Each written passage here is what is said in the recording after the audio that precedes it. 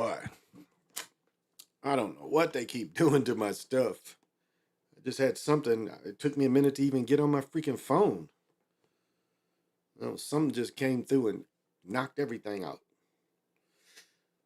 Like whatever came through, it affected the phone too, because I couldn't connect with the phone. So I'm not sure. Oh yeah, I'm not sure why this keeps doing this. There's no real explanation that something can come and disrupt the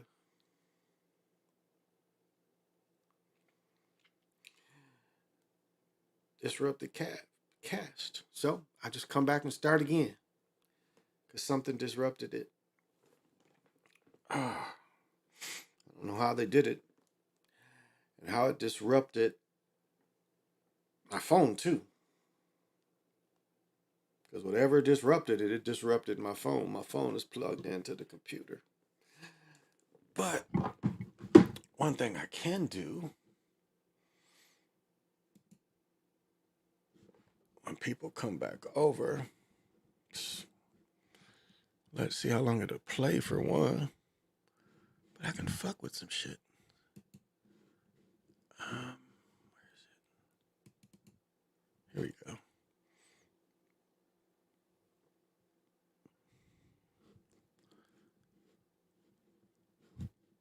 Yeah. Yeah, I can show that. How does it like one watching?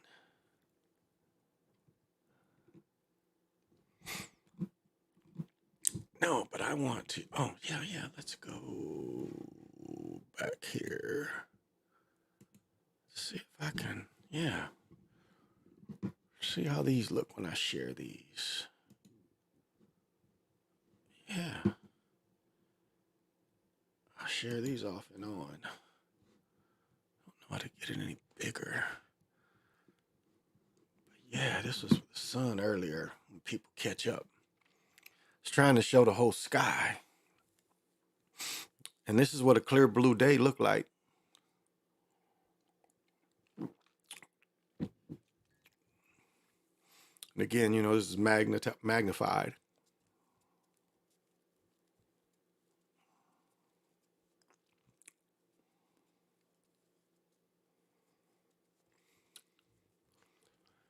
And this is, comparison to the sun. And, this really looks like a simulator. This doesn't look like the real sun. This looks less than what we see. This looks way less than what we normally see. Let me see let me see the other one. I showed that one. Is this one? Did I just show this one? Yeah, because this is the one where she called me over because when we was out at the racetrack, when we were out to the racetrack, we got hit with the water machine. I was going to see if it was so.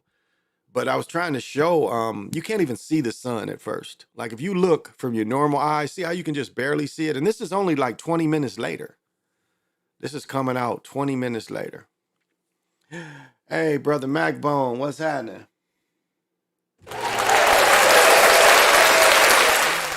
And Bishop Macbone, I know you always control my bitches. You saying you can't control your bitches? What? And for being here, I know you got to have vision. And so this is what we had to face all day. This is what we had to face all day. Is this the other one below? No, that's not. One of my old videos. Sorry. But this is what we had to face all day. Again, this is the one I made when I first went into Target. And I'm sorry on my second one that she called me over to the car and I forgot, but this is what we were seeing. And this is around, I think 7:77. I went in there, this is around about 7 o'clock. 7 o'clock, a little after 7. And again, the sun more, it looks like the simulator. It looks like the simulator. And let me show you something. Yeah, this looks like the simulator. This doesn't even look like the sun. This looks like even less of the simulator than what we normally see. I mean, this just looks like they put something up there just to say, hey, it's up there. I mean, this does not look like the real sun at all. It just doesn't. You know, I'm a sky watcher, and as I've told the story many times, I caught, again, this is the east, you know, the sun, you know, rises in the west. This is the west. And there was a time, again, just I had time and just gazing at the sun where I saw two suns passing each other. And they were actually both going the same direction, but I saw one sun going faster and there was a sun in front of that one. So at the same time, oh, I'm sorry, I'm not even showing this shit. I'm sorry, here we go. So when I saw the two suns, I saw one up here and one here. They were both moving. One wasn't moving as fast. Again, if you stare at the sun, you can see that it moves. But I'll let this play. I'm sorry, I'm not even showing this shit. So this is about 7 something. And again, look at that. That does not look like a real star. That's what our planet, our sun is, a star. It looks artificial. That's the other point of showing this video. Because I don't think the smoke would be that thick to blacken out a real sun. And the effects of the sun. Now, what they were telling you is being out in this shit was unhealthy. And actually, while you were out, you know, again, I think Sly was suggesting this a week or so ago when it happened to New York. You know, people want to wear the mask while they're outside. And I mean, you know, them painter masks, not the colorful shit you could put names on and shit, you know, not that stupid shit.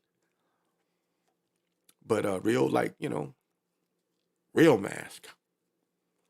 So this doesn't look real. This looks totally, and again, I'm magnifying the phone, but just look at that. The way the rays did and everything. Let me go back and show my other one. Again, I apologize on this one. I apologize on this one because now this is when it's coming out. This is 7:30. Right here is 7:30. When I went in, it was around 7 to 7:05. We weren't in there very long. We only got it, well, still. And so just trying to show you how, you know, again, you know, you can see the darkness coming in. Not at 7:30, not really, but.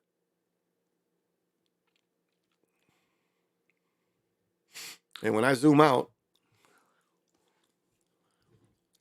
you know, maybe, you know, this has got to be the second one. This is when we came out because I'm fucking with the car. We're just trying to show you all around. Look how it looks all around. And then when I zoom out, you couldn't even hardly see it. This might be when we came in.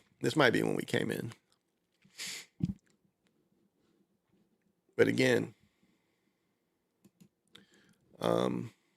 comparative to, yeah, this is when we came out. Yeah, this is when we came out. Because you know, I get my attention span is very short, and she's like, "Hey, look at this shit," and I was like, "Hey, I want to go back out there and kick the dude's ass for spraying water in the car." See how, you know, without it magnified, you can barely see it. You can barely see it. And this is with only about 20 minutes max, 25 minutes max. But with the naked eye, I mean, it was, you know, very legible. And let me say this. This is what they canceled everything here. I mean, they literally canceled everything. But the people that is catering my party is called Mr. Pigs, or Mr. Pig Stuff, I think it's called. They don't have a restaurant. This is a catering business. However, not saying the restaurant is not entirely true. They cater food. They're at, you know, we have Piccadilly racetrack. And I mean, thoroughbred racing every day. Now, I don't know if I told the story, but it was like their most popular their most successful jockey out there who had won $5 million racing out there died, or he killed himself recently. And I talked about that a few weeks ago. So this is Piccadilly.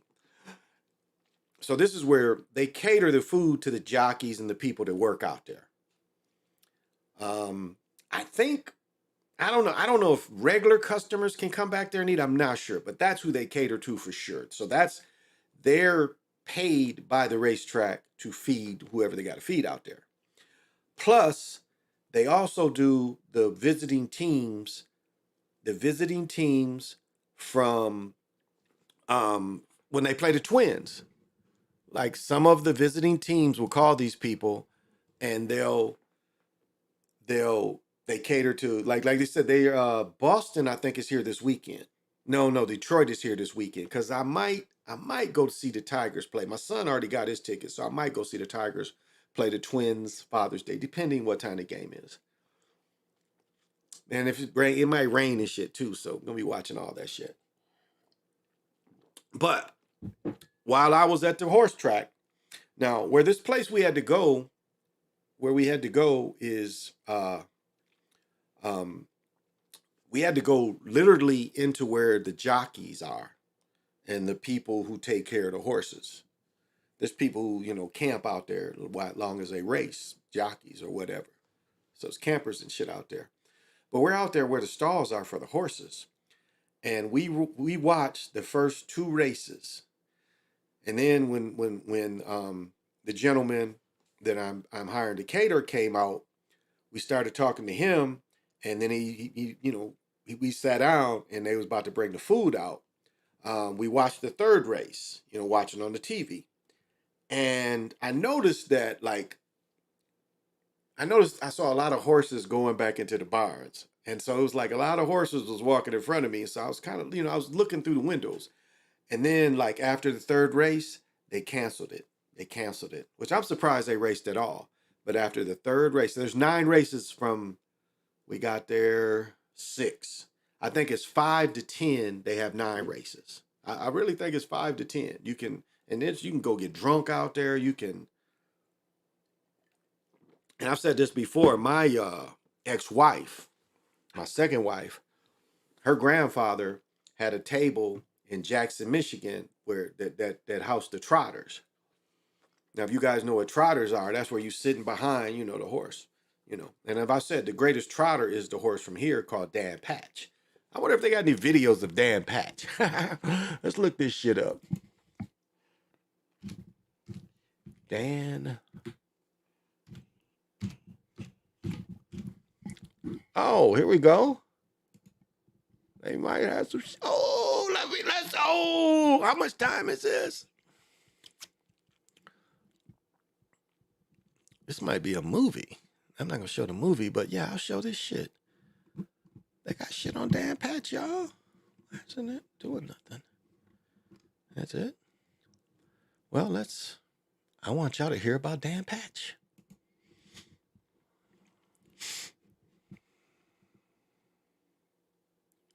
If y'all don't know what trotter racing is, I am going to show you. This is what Savage, Michigan is famous for. Is grateful. Oxford, Indiana, a community of 1,100 near Lafayette, is grateful for its water tower. This tower in reality brandishes a message. This typical looking barn, just a few blocks from the water tower, displays a proud message as well. So who was this Dan Patch?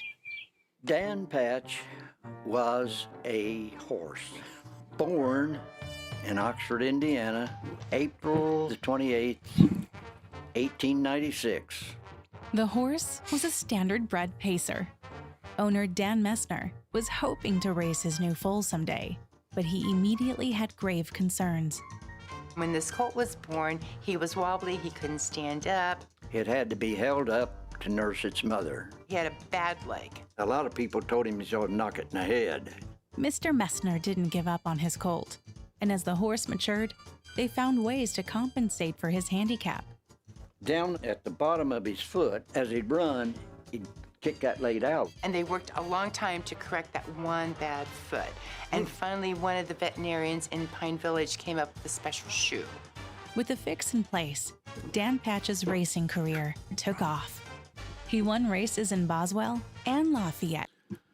I'm pretty sure this is the horse, and the horse had a farm here, but they're telling me more, and this got to be the same horse. But this is what's called trotters or stepping horses, and Michigan has a long tradition. There's a racetrack that's been in Jackson, Michigan forever, where the prison is.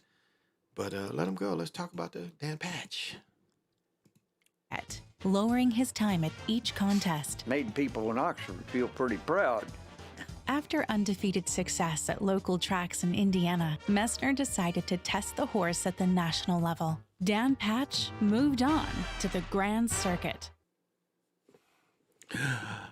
Okay, that's all they had. Let's find more. Because I'm sure, because our high school football stadium is named after Dan Patch. The first sports superstar. Wow. This calls it the first sports superstar. I don't want to hear this fucking... right here. Right here. This has got to be it.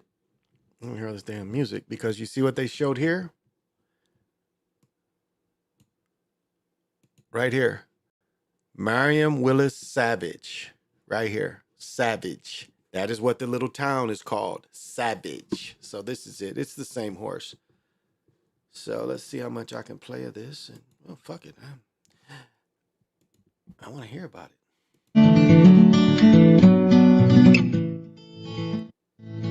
Damn, I don't want to hear that shit. Dan Patch. Famous pacer. 1896 to 1916. Where's this shit? Subtitles. It's not coming on. Oh, okay.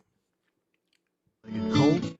Born in Oxford, okay. Crooked Leg Colt, everyone. Horse of Dan Patch. You ever breed that broken down old mare?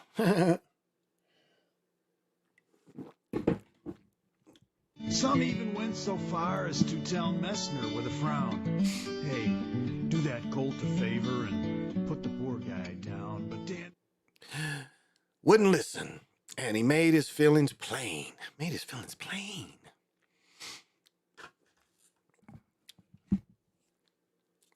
And look at that. 4 years, it seems a long time when he came into his own.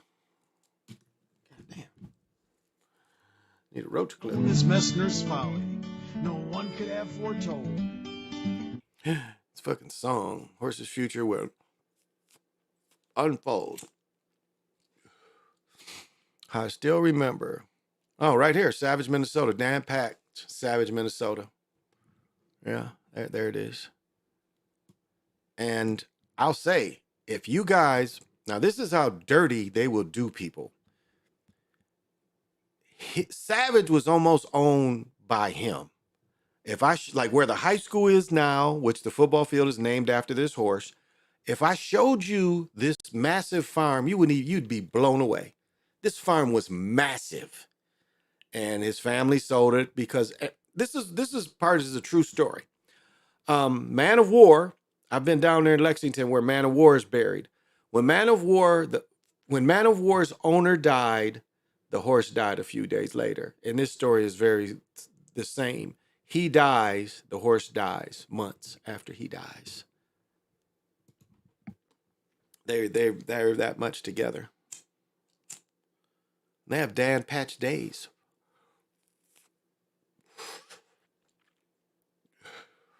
Thankful for all these things that I've known.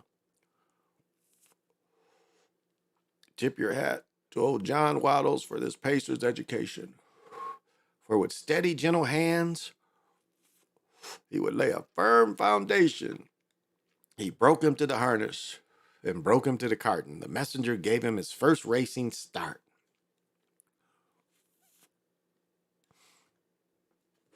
So in Boswell, Indiana, August 30th, hot, he ran against a mostly local lot. All accounts, that he outclassed his competition. Dan Patch, St. Paul champion. Far favorable recognition then July 17th in the year of 1901. He made his circuit debut and he never lost a one. And when the tour was over, he was coming home bound to Savage, Minnesota. He founded Dan Patch, world champion. I still remember those glory days and how the wind would rush about my face. And I can't believe how fast my time has flown. Look at all these Dan Patch days from past. All these things I've known. So this is a goddamn song. Celebration oxygen throughout nation as the birthplace of Dan Patch. But hell, Dan Patch didn't even live there. He lived in Savage, Minnesota. His farm was in Savage. Once the dude made some money, all they could say is he's born there.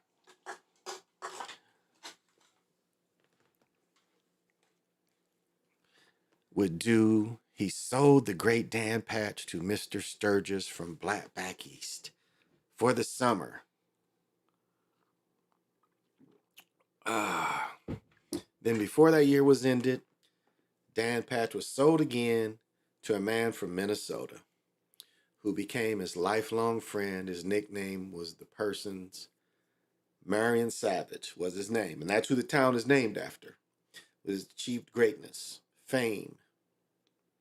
So they didn't even know. This dude made it the best. Achieved his fame, still remember those good old glory days. This is probably a picture above of this farm. I can't believe how fast my time is gone. So this is talking for the horse, I guess. Let me tell you how dirty these motherfuckers are. Let me tell you some dirty shit. I'm gonna tell y'all some dirty shit. This is some dirty stuff right here. Check this story out. This goes in with this story. So as I said before, if you came here and you drove what is the city of Savage, he owned almost all of this land. Now, I don't know if he from Big Eagle, I don't know if he was involved because Savage is part of Savage is right on the Minnesota River. So I don't know because I know that Big Eagle had land on that side, and I think both sides of the Minnesota River right there, it's where Savage would be. That's where Big Eagle, or they got the signs that say Black Dog. That's what he had a couple names. So I'm gonna bring this point up to tell you how it's never enough what you do to them. So this is a completely different dude, but in the same area. So there, where I play pickleball nearest me is a park in Savage. All right, you dig? It is a park. It has a volleyball, or excuse me. So what they do when they play soccer indoors here is they blow up a dome. You know, we have blow up domes. Some people do it over their football stadium. They just cover their whole football stadium with a dome, and they play hockey in there. Or you know, they keep the turf and they run. You know, it's a little bit of both. Well, a couple places do it different. So this is a city park. This is, I would dare say, 1,000 acres, if not more. One gentleman gave them all this land to build a park. All right? It was part of his farm. He donates this land to Savage. Okay? Well, you know, as time goes on, the land going up to his land, I don't know if he sold it. I don't know if he sold his lifetime, because a lifetime is up against his land. Perhaps he sold it to Lifetime. I don't know. But you would drive into Lifetime, you'd look to your left, you'd see some horses and one cow. One cow, one horse, a barn, and a little bitty house. Then you go in there. This man wouldn't sell. He basically lived almost like what the property he owned was almost like Lifetime, and then almost went to the corner to the next street. So it was a nice little plot of land. Dude wouldn't sell this. So from what I saw, it would always be one horse and one cow. Do you know how they took his land? They took his land by saying he was cruelty animals. Cruelty animals.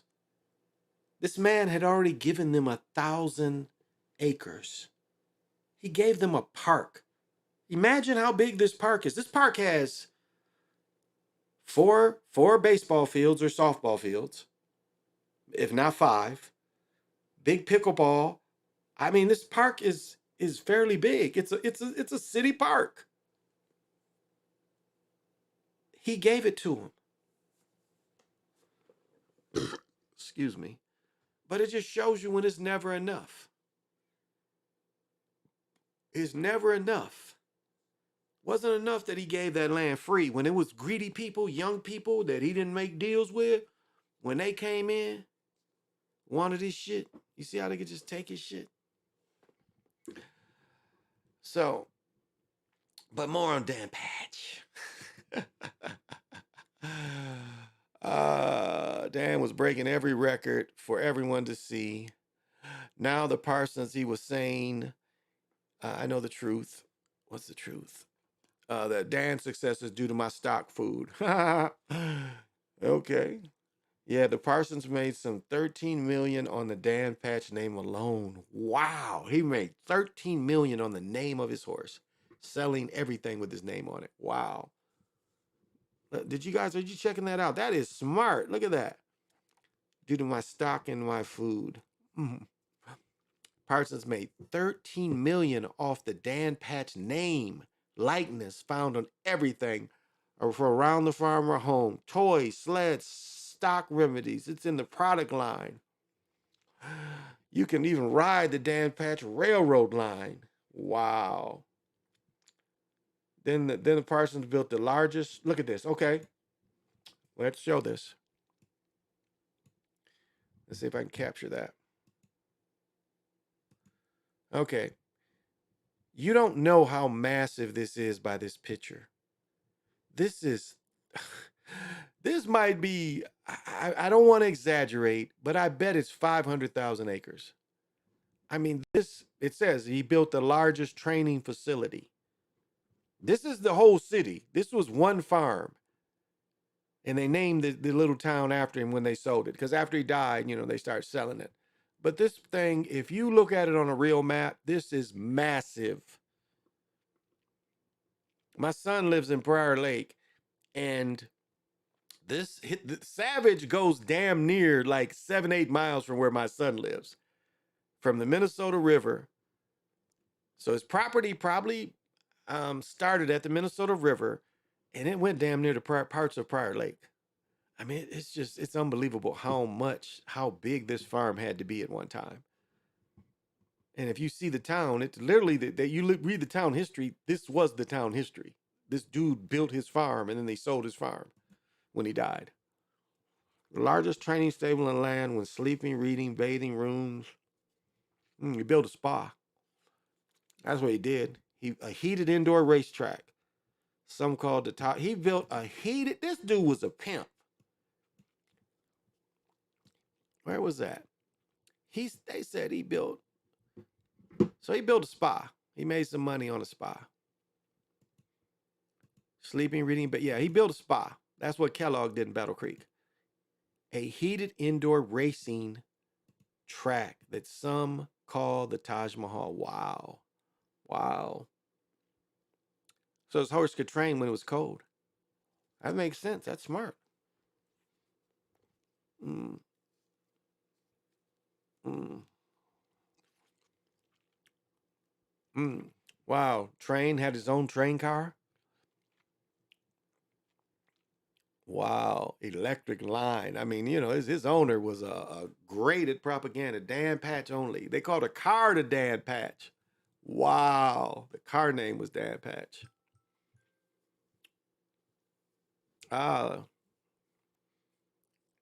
Quite sick. But the Parsons remedy did the trick. Oh, he got sick, but they had a remedy that, wow. Hey, all my Tataria guys, is this mud flood building? This is a mud flood building? Well, you know, they didn't have the technology to put to lay bricks to make it look like this. You know, some people that died, they got dug out. Damn, they got Dan in the weather with the sled. These ain't even wheels. This is a sled. That is so cool. This is probably after he's racing, but look, look how beautiful. I love horses. One of my homeboys, he's a musician, and like one of my homeboys, he's playing at damn, what is it called? And this is second, fourth, fifth year. I noticed because he always posts when he does, but the Ashcroft in North Carolina, Ashcrofts, Ashtons. The Ashtons had a big old mansion in North Carolina, in up in the mountains, Ashford, North Carolina. It's a big ass crib. The Ashtons or something. Load of sleigh and gifts for the city's needy along the way. Oh, that was sweet. Oh, this must be a race or something. Country fair in Iowa in the year of 1990. Dan was still quite fit. There's no way he could have been quite fit in 1990. His horse would have been 100 years old, so it must have been 1909, I'm guessing. Pulled up late. Retired to study, never race again. So 1909 is when he stopped racing. Dan Patch Days, Savage Community. Must be him right here. You can't really see, it's blurry.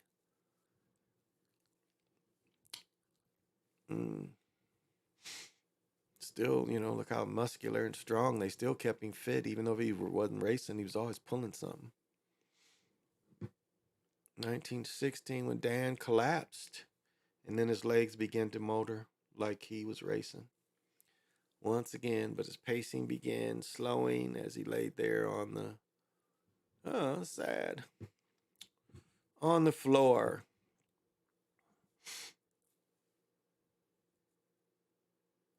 And then it stopped. Must have been he died. And Dan Patch was no more. And I heard that this guy died shortly after. Parsons was recovering in the hospital that day.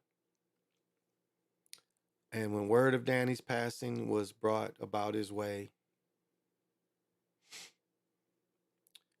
was it just shock or a broken heart? He dies. And the horse probably, you know, his wife sold off his breeding stock in just a few years' time. And the Parsons business empire began to slow decline. She didn't care about it. Then in 22, that famous barn burned to the ground. They probably burned it down. And just an empty field there to be found. Yeah, this is near the lake. Yeah. That's near the, like, check this out. I was telling you, you know, where they showed it. Where was it? I saw it. Right here. This is, you can't really tell you, but this is the Minnesota River. Whoops. Should have. Yeah. This is the Minnesota River. These are the train tracks. Come on, stop, stupid ass shit. There it is. There we go. Yeah, this is the Minnesota River right here. So this is the highway. This is 13. 13 goes east-west. This is 13. Across this river is supposed to have been where Black Dog's property was. But this is where Savage starts. So he had property up to this river. This road was probably a service road for his farm. That's what I'm guessing. 13 was probably a service road to bring shit to his farm. That's probably what started 13. So that was Dan Patch. So thank you for coming back. Tyrone, what's happening? And for being here, I know you definitely got to have. Got to have vision. Yeah, you know, they kill it, I'll come back. But yeah, that's just a little bullshit history that I wanted to show. Um, so I told you I watched Secretariat, and that is a horse I did see in real life. I played what's called junior pro basketball, and in junior pro basketball, they would have things for you to do, and one of the things to do was go to the horse farms. And so my first, um, here we go. And so, oh, it's more shit I can do. Good, good. Oh, good. They give me some shit. Uh, so I got to see 2 years in a row. And so the second year they asked you if you wanted to go back out there. And I was like, fuck yeah. And so I got to actually see the thing. So, what is this? A little more about what's going on up here. They want to talk about it. They can show you shots that I can show you. And plus, I got to pee. So we're going to have our favorite news people tell us what I've been telling you first.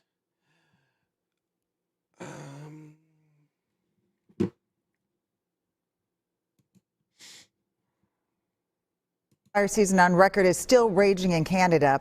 More than 60 fires are burning in the province of Ontario alone. That's just north of the Minnesota border. Some of our smoke, though, is coming from inside state lines. A wildfire is burning right now in the Boundary Waters Canoe Area Wilderness. It's spreading near Spice Lake by the western edge of the Gunflint Trail. The fire has already burned through at least 30 acres, and crews have had to get canoers to safety.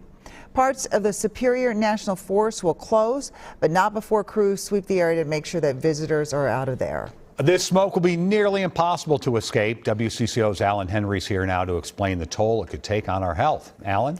Yeah, Frank, just take a look at this map. Right here, the only area in purple, that is Minnesota. No one in the entire country is dealing with worse air than us right now. And when air quality alerts are issued, they're typically focused on those sensitive groups, the young, the elderly, people with asthma, etc. But doctors tell me when the air gets this bad, everyone needs to take notice. It's like being inside of a chemical factory or something like that. It smells pretty bad. That was just one of the ways the poor air was described in downtown Minneapolis Wednesday afternoon. It smells like the entire neighborhood is barbecuing all at once without the good time. Gracie Clark is visiting the Twin Cities this week for a national volleyball tournament. It's pretty rough coming especially from Hawaii, where we have beautiful weather year-round. And even though we have a volcano erupting, the VOG has not been an issue the way this weather and the air has been an issue. I think many people are going to taste the air and develop some chest discomfort, particularly on a red day. Dr. Andrew Steems says it's important to take. Damn, he's a doctor and he look like that. Like, what is this little bit right here? What does that little bit of hair do for you, dude? Like, why would you keep that little bit in front? But anyway, let's go. I'm sorry. Dr. Andrew Steems says it's important to take it easy if you're outside over the next day or two. An hour and a half soccer game might need to be canceled, as an example, or a 5K might need to be postponed because you don't want people taking a big half soccer game. Okay, this is real. Wow. Do you want me to tell you how real this is right now? Wow. One thing I'll agree with the quantum of science is like when you get deja vus, they're rewards. But this one is beyond a reward. Wow. I'm going to tell you this. This is just like you have experiences and you forget. Wow. How do I explain this to y'all? Wow. I'm still like trying to comprehend this and explain it. Man, this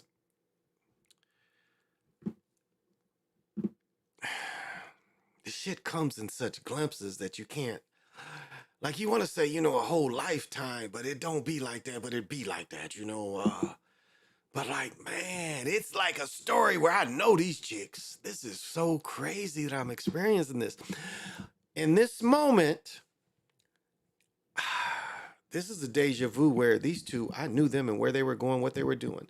Now, I didn't bring that up to because the mask is obviously propaganda. Again, they're telling you, you know, and then he's laughing at it. You see, he's laughing at the mask.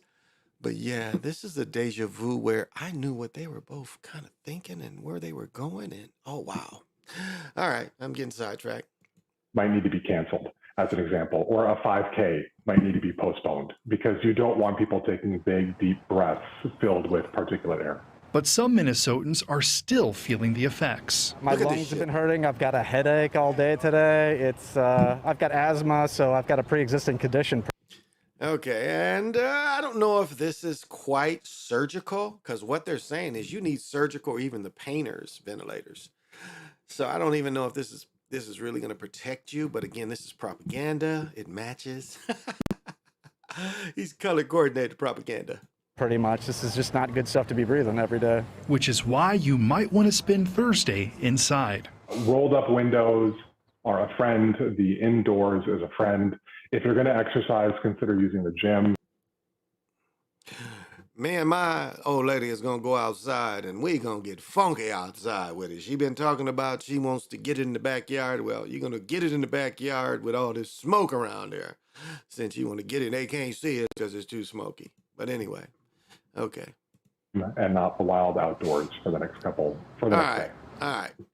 This is not a sun. This is not a sun in any way, shape, or form. But this is what you are used to seeing as your sun. Right? And most of you watching in your lifetimes, this is what you're led to believe is the sun. If they cover it or eclipse, it looks like this. This is not it. This is a simulator. This is 1,000% a simulator. All right? The sun never looked like, even if it would be covered, it'd still be rays and shit. Look at all the old pictures. It's rays. It's like even when it eclipsed, you would still see the rays and shit. You'd see the sun block, but you'd still see some shit shooting out because it couldn't block the rays. But look at this. This is some type of mirror is what has been suggested. It could be even a small satellite that just lights up like the moon. Like, did you guys catch where they say there's another moon? Did anybody else catch that?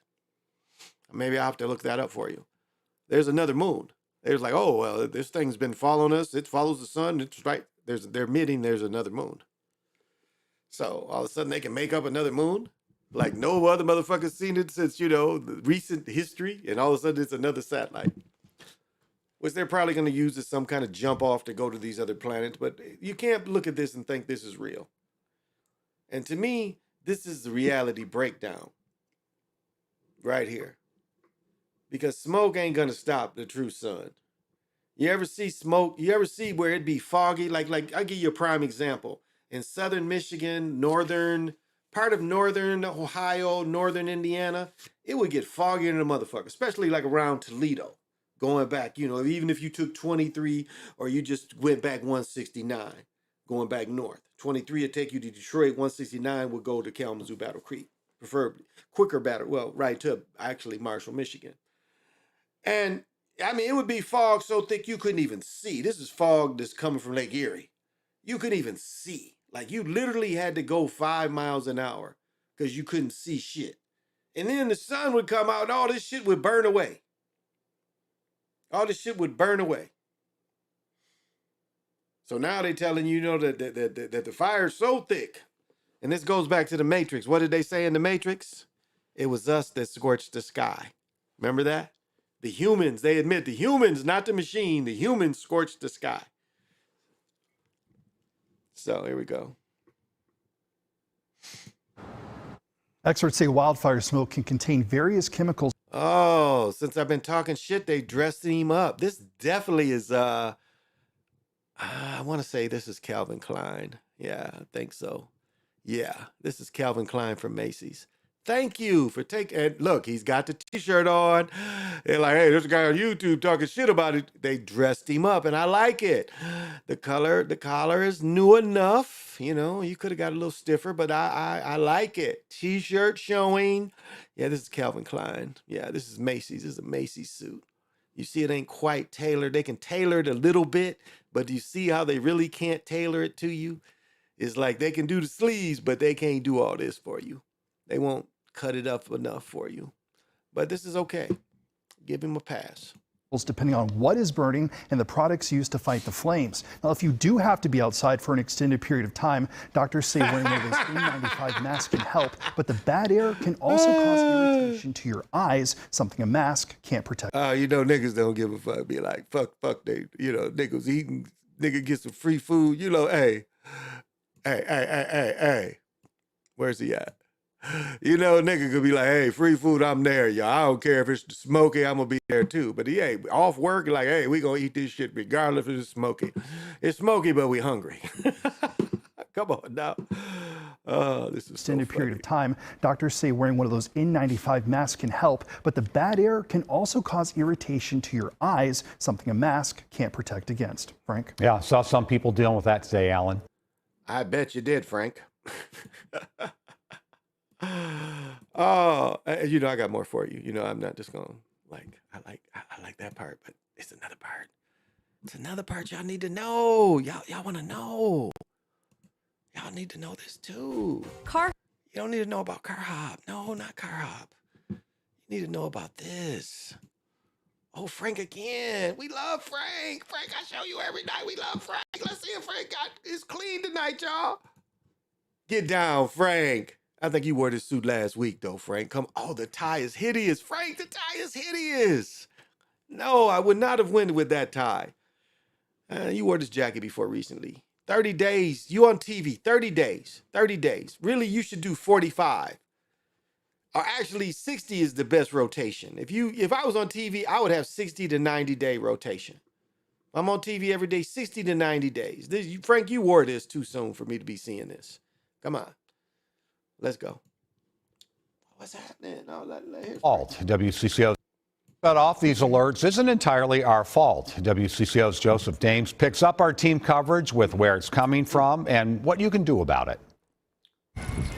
Minnesota is being outdoors. No. Gauging the smoke has passed the test for Robert Del Prado, who intends to spend some time. I know they're dramatically building up, guys, but I disagree because back in April we had like 11 or 12 inches of snow still on the ground. So I don't know if you can quite say Minnesota is for being outside. Don't know about that, but okay, let's go. I'm sorry. I was like, that's false advertising, baby.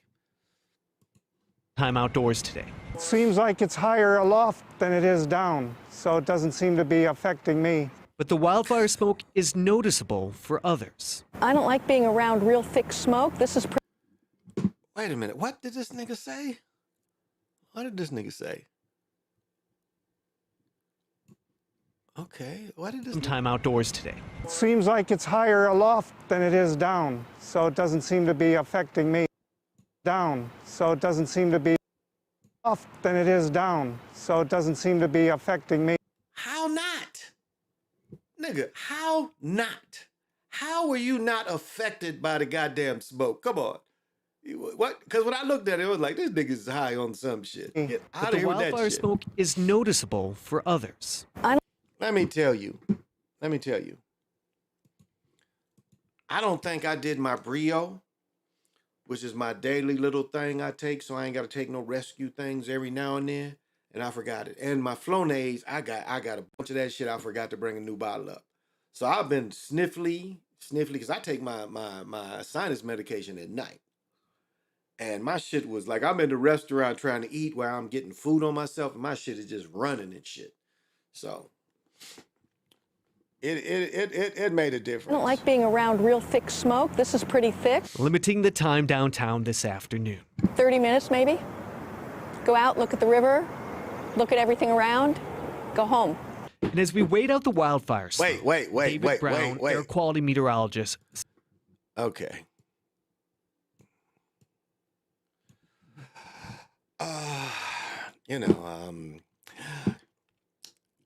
There's somebody for everybody, but I like listen to what she said. There's nothing downtown unless I'm buying some shit, honey.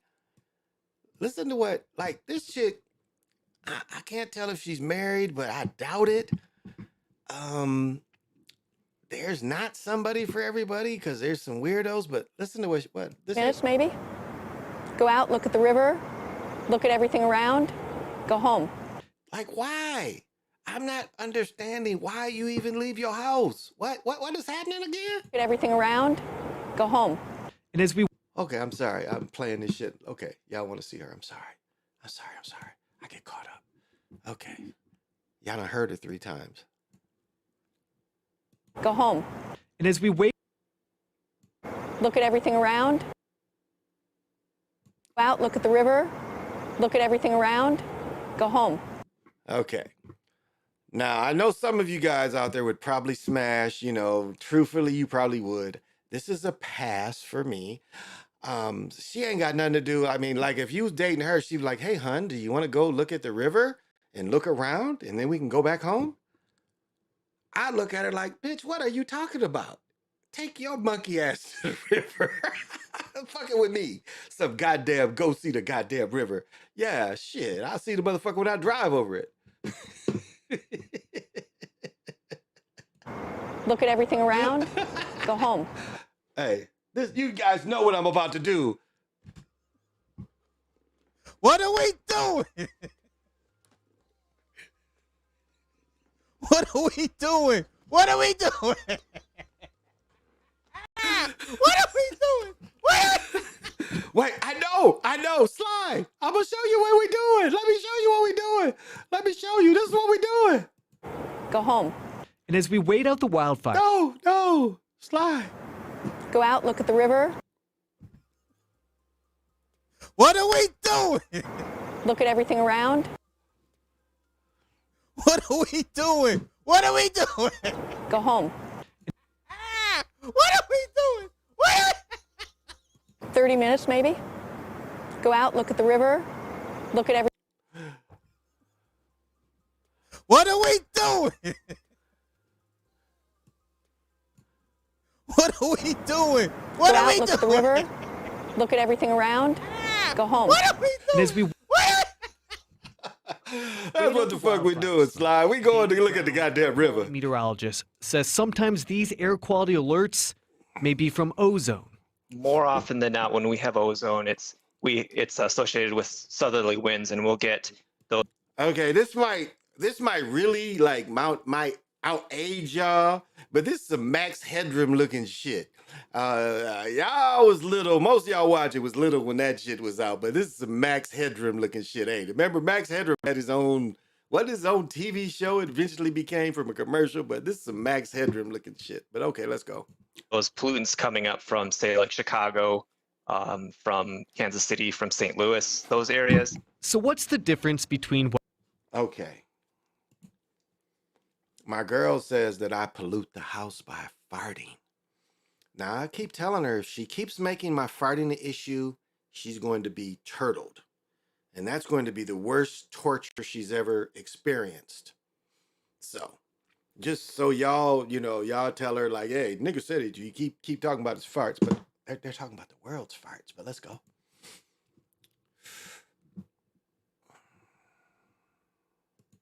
Wildfire smoke and ozone pollutants. Ozone is a gas. It's made up of 3 oxygen molecules. And up in the stratosphere, it's obviously very helpful because it filters out ultraviolet radiation, which is obviously harmful to us. But near the ground, when it's inhaled by people, it can cause respiratory distress at higher concentrations.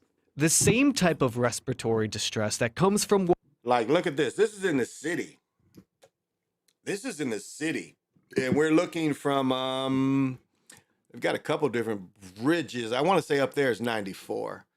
That's 94, I think. And this is probably, God, I'm trying to think, are we 35W, maybe where 94 goes into 35W. I'm looking at the separate bridges. It's so thick, it's hard to see where it's really at. But this is on the Mississippi. I know that. That's the Mississippi under there. So this is how thick. You can't see the river. Like you don't even know, you see bridges, but you can't even tell that this is water underneath. This is water, and you can't even see the water. This shit is so thick. Wildfire smoke, like today. So what can you do to help limit the trouble? Avoid outdoor burning. Don't. Nope, that ain't right. I'm gonna need to talk. Okay. This is the real problem. All you darkies out there that smoke blunts. This is not a blunt. This is a cigar. This is an acid blondie.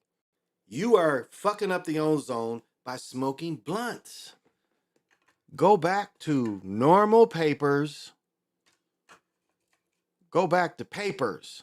You are fucking up the ozone. That's why, too many of you watch that Snoop Dogg and you just think you should blunt it up all the time. I'm looking at every kind of colored guy I see on YouTube has something fat as this and is smoking it regularly. And you don't think that is causing the ozone? It's causing this. Look, you have a smoke session and this is what it looks like around where you live. You see that right there? That's what it looks like from you smoking so much of those blunts. You're making it look like that. So avoid outdoor burning. Do not burn the blunts outside. Don't use blunt burning devices. Don't smoke blunts in the car. Avoid just standing in one place smoking a blunt. But okay, let them tell it. Use wood burning devices. Reduce car trips and idling. Minneapolis, Joseph Dames, WCCO News. Meteorologists say this has been a... What did this nigga say? What did he just say? He blurted some words. This has been a record start to the wild... Meteorologists... He flubs the words, didn't he? I caught you. You flubs, I thought you did. What did you say? What did he say? Meteorologists... He caught himself, but he flubbed his words. WCCO News. Watch. Meteorologists say this has been a record start to the wildfire season. Again, what is my argument? What is my argument? About these fires, what is my argument? My argument is this. And as I showed the video last week, you can look it up.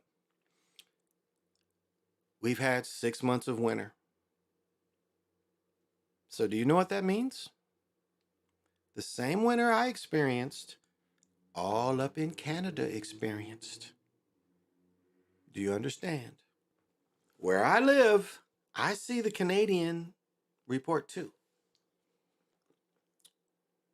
So they had a longer winter, a wetter winter than what's normal. Also, the snow did not melt till the middle of April. All right? We had some hot days. Yeah, we did have that. We had some days that hotted up and, got it. But 6 months of winter. And you're telling me within 45 days, because as I showed the video, it said, believe it or not, since we had such a wet winter, and when we see news shows, that's cold talk. That's cold talk. Believe it or not, all this dryness.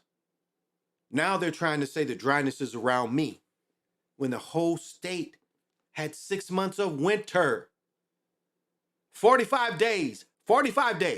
That is where we're at since winter. We're about 45 days. And you're telling me that conditions got so dry in this northern hemisphere that all these fires just started in Canada, where they had just as much wet as we had. And especially this area.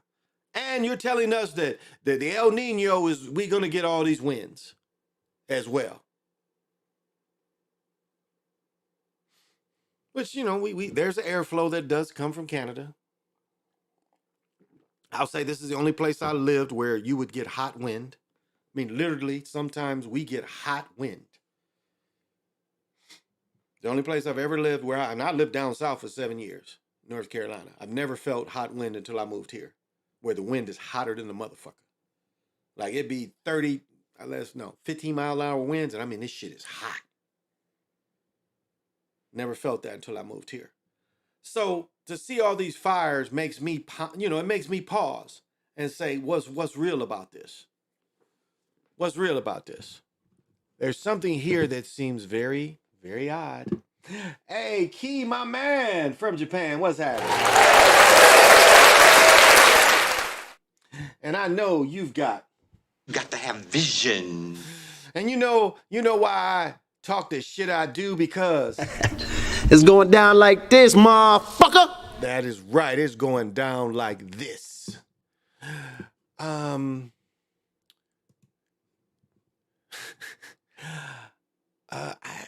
This story, I don't know.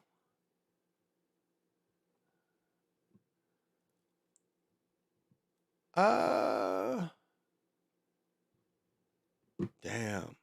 Wow. Okay. Here we go. Just fucked up shit, man. Just fucked up shit. And the fucked up shit be everywhere, huh? All right, our favorite again. Case with police ended with the death of an innocent 6-year-old girl. Today, a judge sentenced Hakeem Muhammad to 22 years behind bars. Muhammad crashed into another car while trying to evade the police in July of last year. The crash killed Blessings McLaurin Gray. Her aunt was driving her and some... Wow.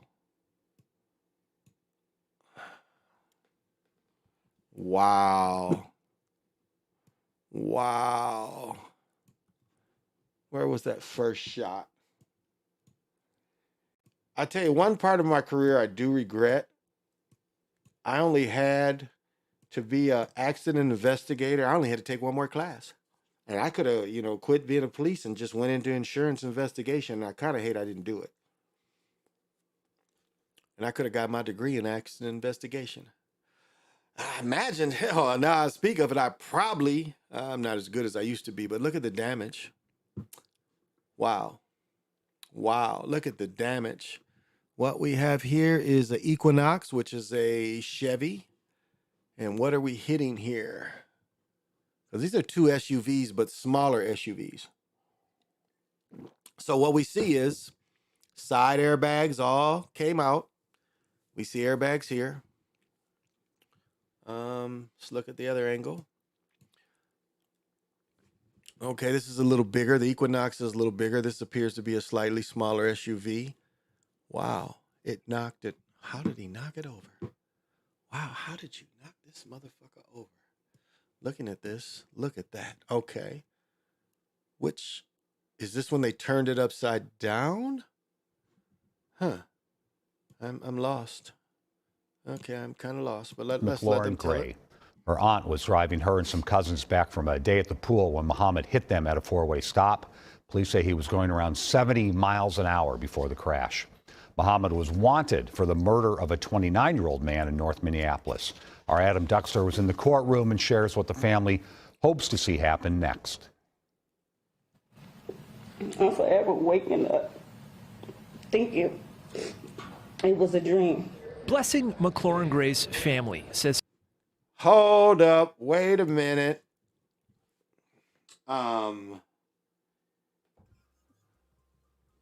What are we doing?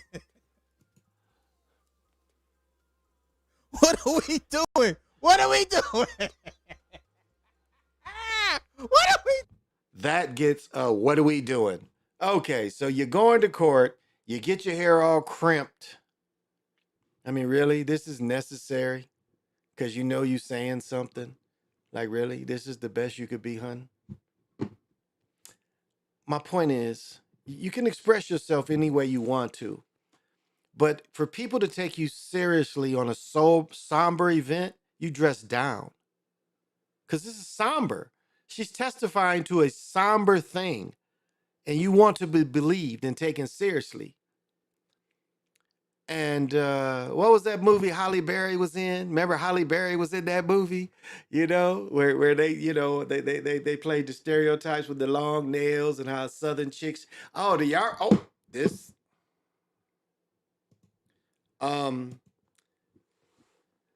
Y'all do know that in the 80s, chicks in the South thought it was sexy to wear gold teeth in their mouth. Y'all might not. It's some 80s babies watching me, so y'all don't know that shit. Yes, some of these I'm surprised when they did Freaknik, you ain't seeing more of them southern chicks with gold teeth in their mouth. That became a thing for women. What is that Holly Berry movie her and the chubby chick played in? What is that movie where her and the chubby chick played in? Where Holly Berry them got, they was making fun of how women was looking in the South. Women was doing their hair like this. This is not new. This crimp style, this is like 80s, 90s hairstyle. Now, I don't know how much is hers. I like it better than if this is probably some weave or extension. But like, all my point is to be taken seriously. You don't come in, you look somber. You don't look like you making yourself up for TV. And that's what this looked like. But okay, let's go. Blessing McLaurin Gray's family says her loss is still so painful almost a year later. All right. What does this do right here? What does this do? This is in the realm of God, what would we call this? This is almost like necromancy. Yeah, it's definitely necromancy right here. This is necromancy. Now, I don't think that was their intention, but that's what it is. This is necromancy. I'm not, downing them, but that's what this is. I mean, you would put this on your body. I mean, do you know, like really? Like, let me tell everybody out there. You putting the dead on your body in this? Now, okay, maybe the day of the funeral, but what else you do? You burn it after that. There's no way you'd keep something like this, in your closet or wear this. I mean, you have to understand from a ritual perspective, the kind of energy this is. This is not positive. Like,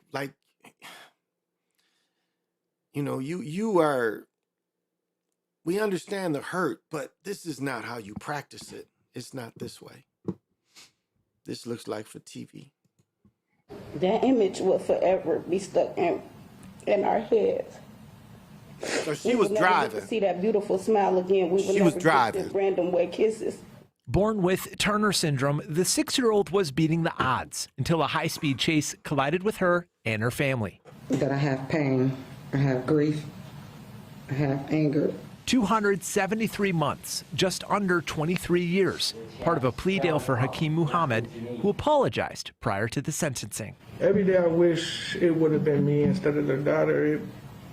I never tried for that to happen, and I apologize to them. Muhammad's chase started with a warrant for the murder of Devin Dampier. Dampier's daughter joined the McLaurin Gray family in court in solidarity.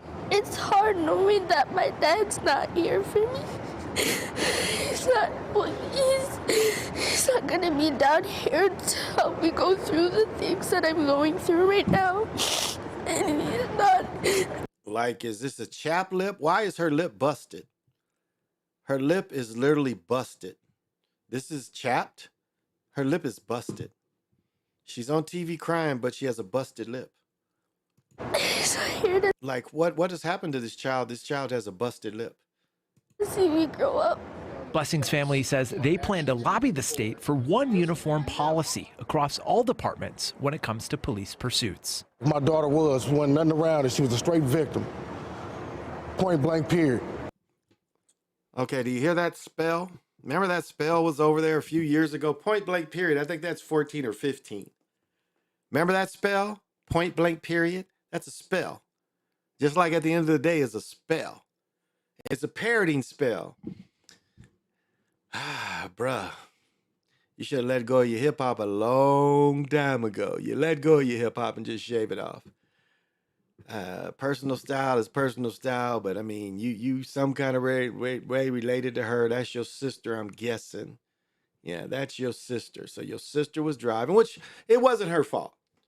It was the city of Minneapolis's fault for pursuing this dude. And great, he's a murderer, but there's so many cars that you can, have people wait for him somewhere else. You can throw out where you flattened his tires. And where they were pursuing him, again, the heat of the north side, if they was out where some of this money's at, they don't do this. And there's Omar Epps showing his support. Thank you, Omar. Glad you care about the little girl. She didn't deserve none of this. My family didn't deserve none of this. I agree. The community didn't deserve none of this. I agree. Adam Duxter, WCCO News. Muhammad's trial for the murder of Devin Dampier. All right, y'all. You know, that's why, you know, it's we look at all sides of it. In the fate, there's also humor in the fate. There's that one. This one I'm not quite familiar with. So we're gonna learn this together, y'all.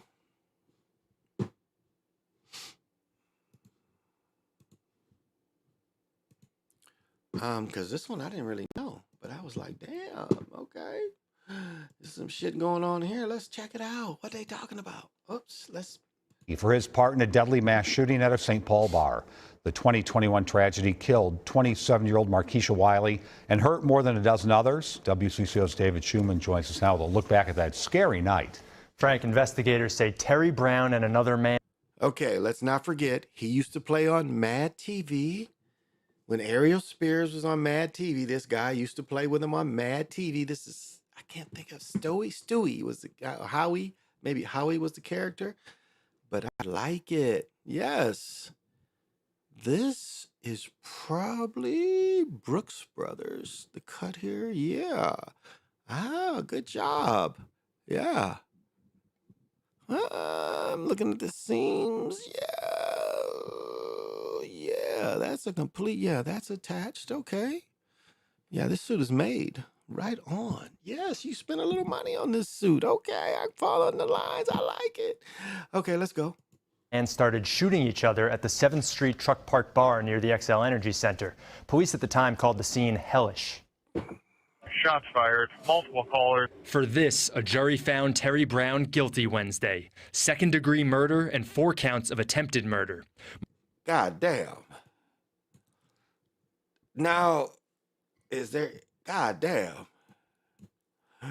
Terry's an ugly motherfucker. This is one ugly motherfucker. God damn.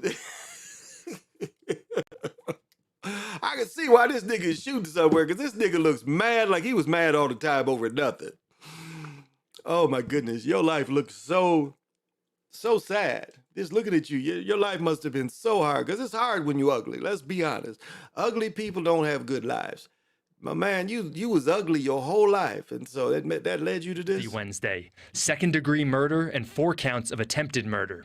Markeisha Wiley was killed in the 2021 shootout between Brown and Devondre Phillips at the truck stop bar on St. Paul's 7th Street. It was just gunshots, and it was like maybe 10 shots. There was a couple people that were hit, and you're just trying to check on yourself, making sure you're okay. Police say an argument about domestic abuse allegations started between the men. I will watch it. I think I did a story about this before, but yeah, I forgot. This is inside a bar. These niggas shot at each other about 10 times inside this bar. All right? You can get the feel of how big this bar is. And you're just trying to check on yourself, making sure you're okay. Police say an argument about domestic... Okay, you know I don't let nothing get away from me, so... Okay, coming Father's Day, that's what is that? The different stages, looks like some Seth MacFarlane. Yeah, okay, and his hat says, just do it. Don't look like you've been doing it too much lately, bro, but I don't know. Okay, at least it's new. It must be your print. You're okay. Police say an argument about domestic abuse allegations started between the men. The violence that followed also hurt more than a dozen people inside the bar. I got one person shot here in front of Castetta's. We had people in the city of St. Well, I must pause. I must pause. What did he say again? The violence that followed also hurt more than a dozen people inside the bar. And you're just trying to check on yourself, making sure you're okay. Police say an argument about domestic abuse allegations. Okay, that's the key. That is the key. Now, if domestic abuse was involved in this, that is interesting. It could be baby daddy, man. Sister, brother, interesting. Does kind of give a little different More than spin. a dozen people inside the bar. I got one person shot here in front of Costetta's. We had people in the city of St. Paul out on a Saturday night having a good time. And we had other people who decided to pull guns with reckless disregard for human life. And my partner, who's been here 14, 15 years, and she can't remember anything like this happening in St. Paul. We spoke to DeMarco Percy at the time, who was in the bar that night. People deserve justice. You know, someone lost their lives, so hopefully they're able to sort it out and decide who was the one that got the killing done. So let me see. They showed. Oh, I saw it. Yeah, this is a pretty big bar, guys. This is a pretty big, prominent bar. Now, I'm a quantify. If you come here, there ain't shit to do in St. Paul unless you like the art center. If you want to go see the Wild play during hockey season. In the summertime, don't go to these bars. Go to the bars in Minneapolis. I mean, this is such, like, the people and everything is different, but yeah, don't go on to this side. Don't go on that side. Nah, wherever you think you can floss, you know. Who was in the bar that night. people deserve justice. You know, someone lost their lives, so hopefully they're able to sort it out and decide who was the one that got the killing done, so they can lock that person up for a long time. But one question has to be asked. How did they get the guns into the bar?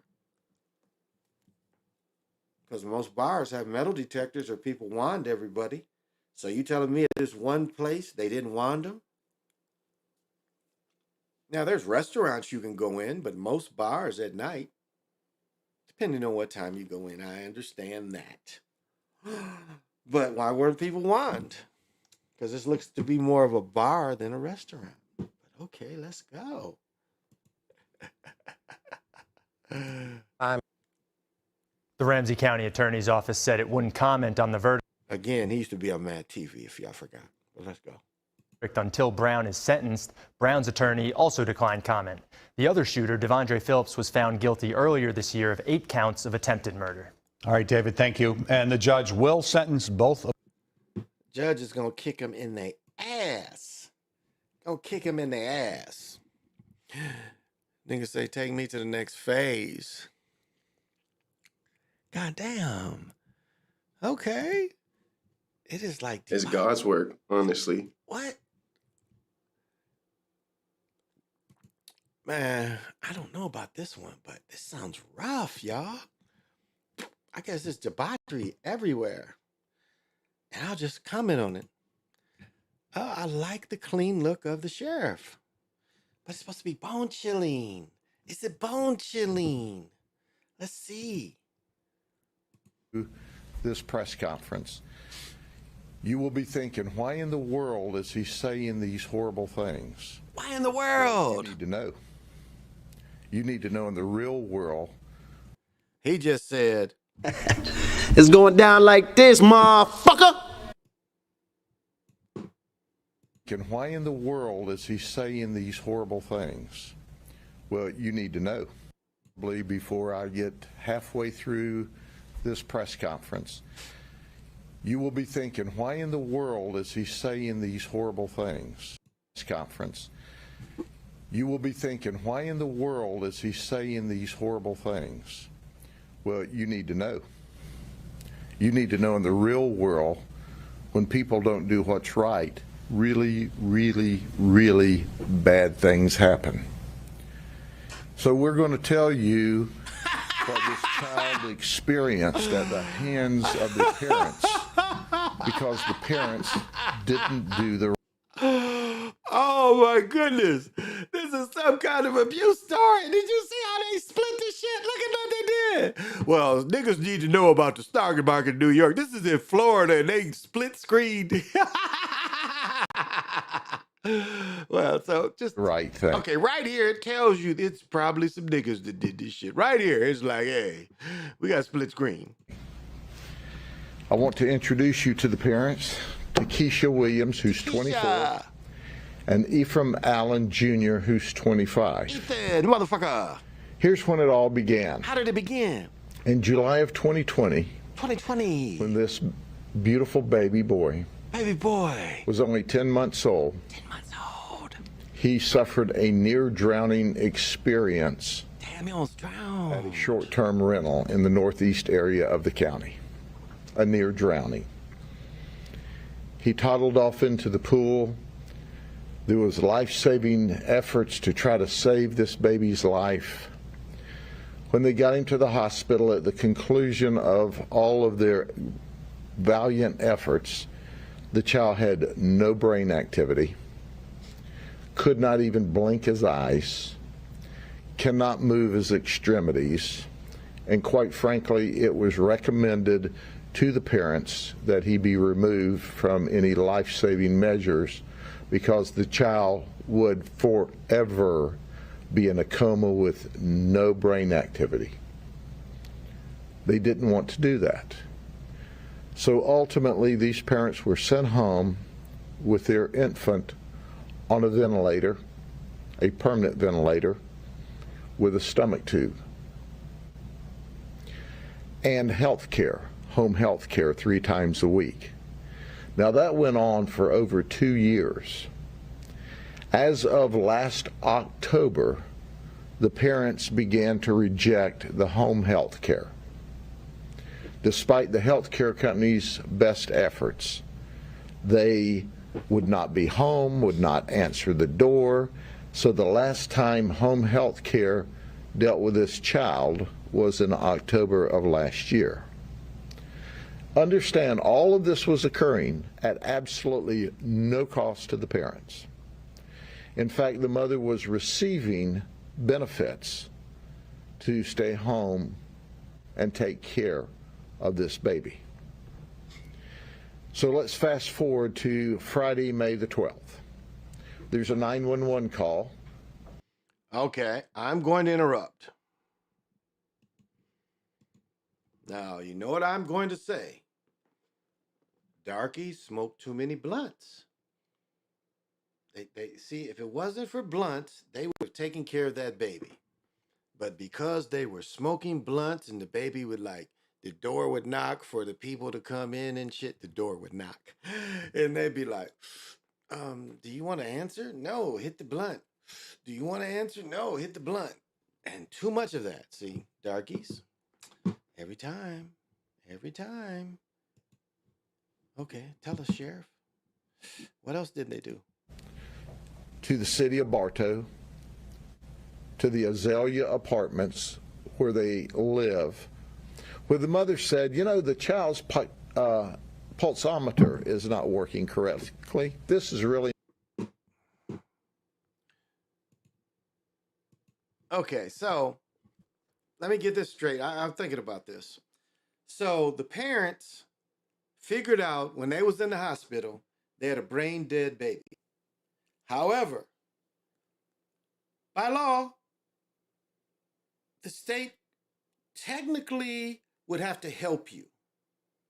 If you decide and say, no, I want to euthanize my baby's alive, he's breathing, what are you going to do to help me? Now, 3 days a week of help isn't a lot. Let's be honest. That's, again, he didn't give the hours of help. You have a feeding tube, and you have to make sure the ventilator is clean and all that. So that's the process. So think about this. So they weren't getting help on Tuesdays. So think if they came Monday, Wednesday, and Friday. That's probably was the best way to, so there's makeup days they could kind of help you. But Saturday, Sunday, and these don't look like, very intelligent people. I mean, obviously they saw that they could scam money out of it. And that's what it became for them, is a money scam. And the reality that you can't really travel, you can't really leave too long from someone in that condition. And despite them getting paid to do so, the very thing that they scammed to get was making them go crazy. Because those come with conditions. You dig? It's a lot of conditions for getting that bread and getting that help. And they couldn't live to the conditions. Why? Why do you think? Why do you think they couldn't live to the conditions that they scammed to get, right? Because when they sat in that room and then people told them that the baby really, was better if you just let the baby down. The parents said no. Somewhere in their heads, dollar signs started popping up, right? To make that decision. Because let's look at these people. Do these people look intelligent enough? This is what they discussed, right? When they had to make that decision, they looked at dollar signs. The initial, 2 years before was dollar signs. They got the money, they got it going. And for 2 years, but see, what they didn't understand is this is also a lock. You're also tied, both of you. I mean, maybe she was paid during the day, but you know how that goes. The day she got help, she's out. No doubt that. Just analyzing this, the day she got help, she was out. He was probably out all the time. Again, working. Again, she's paid to be there. He's probably working. To just whatever, doing the fuck to get away. Do you see that? 2 years. They could only do it for 2 years, and they both cracked. They both cracked. Something they plotted and scammed to get. Not an emergency. You don't need red lights and sirens, but we'd like fire to come over and check the baby. So they responded to the house in a normal, routine fashion. And when they arrived, they saw this child hooked up to a ventilator. And this ventilator was working appropriately, but there appeared to be no life in the child. This child had an extremely extended stomach, and it was green. This child was rotting in the bed. They rushed this baby to the hospital, where for over an hour, or about an hour, between EMS, fire services, and medical personnel, they tried to save this baby's life.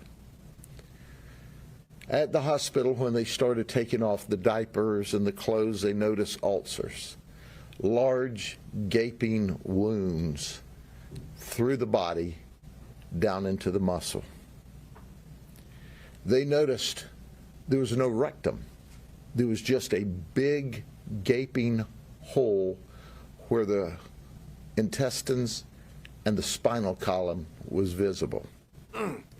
They notified the Bartow Police Department, who immediately said, hey, we need the sheriff's office to assist us. This is a very complex investigation. So our homicide team responded. We noticed immediately the child smelled of decomposition. We went back to the house where the child laid lifeless as it had for 2 years and smelled decomposition in the room. The medical doctor at the emergency room said this child has not had the appropriate care for months. The medical examiner at the autopsy said the child had sepsis, bilateral pneumonia, stage 5 ulcers, obvious child neglect. So we talked to the parents and we go, what is going on here? They said, well, they didn't want DCF to take their children, so they didn't call. But they had tried. So they had other children in the house. Wow. To get more home health care. So we introduced ourselves to the potential health care providers, and they said, we accepted them. We went there and wanted to see the child. They said, don't wake the child up today. This is just an introduction. And the next time they went, nobody answered the door. So obviously they were trying to create a facade or to say, well, we asked for help.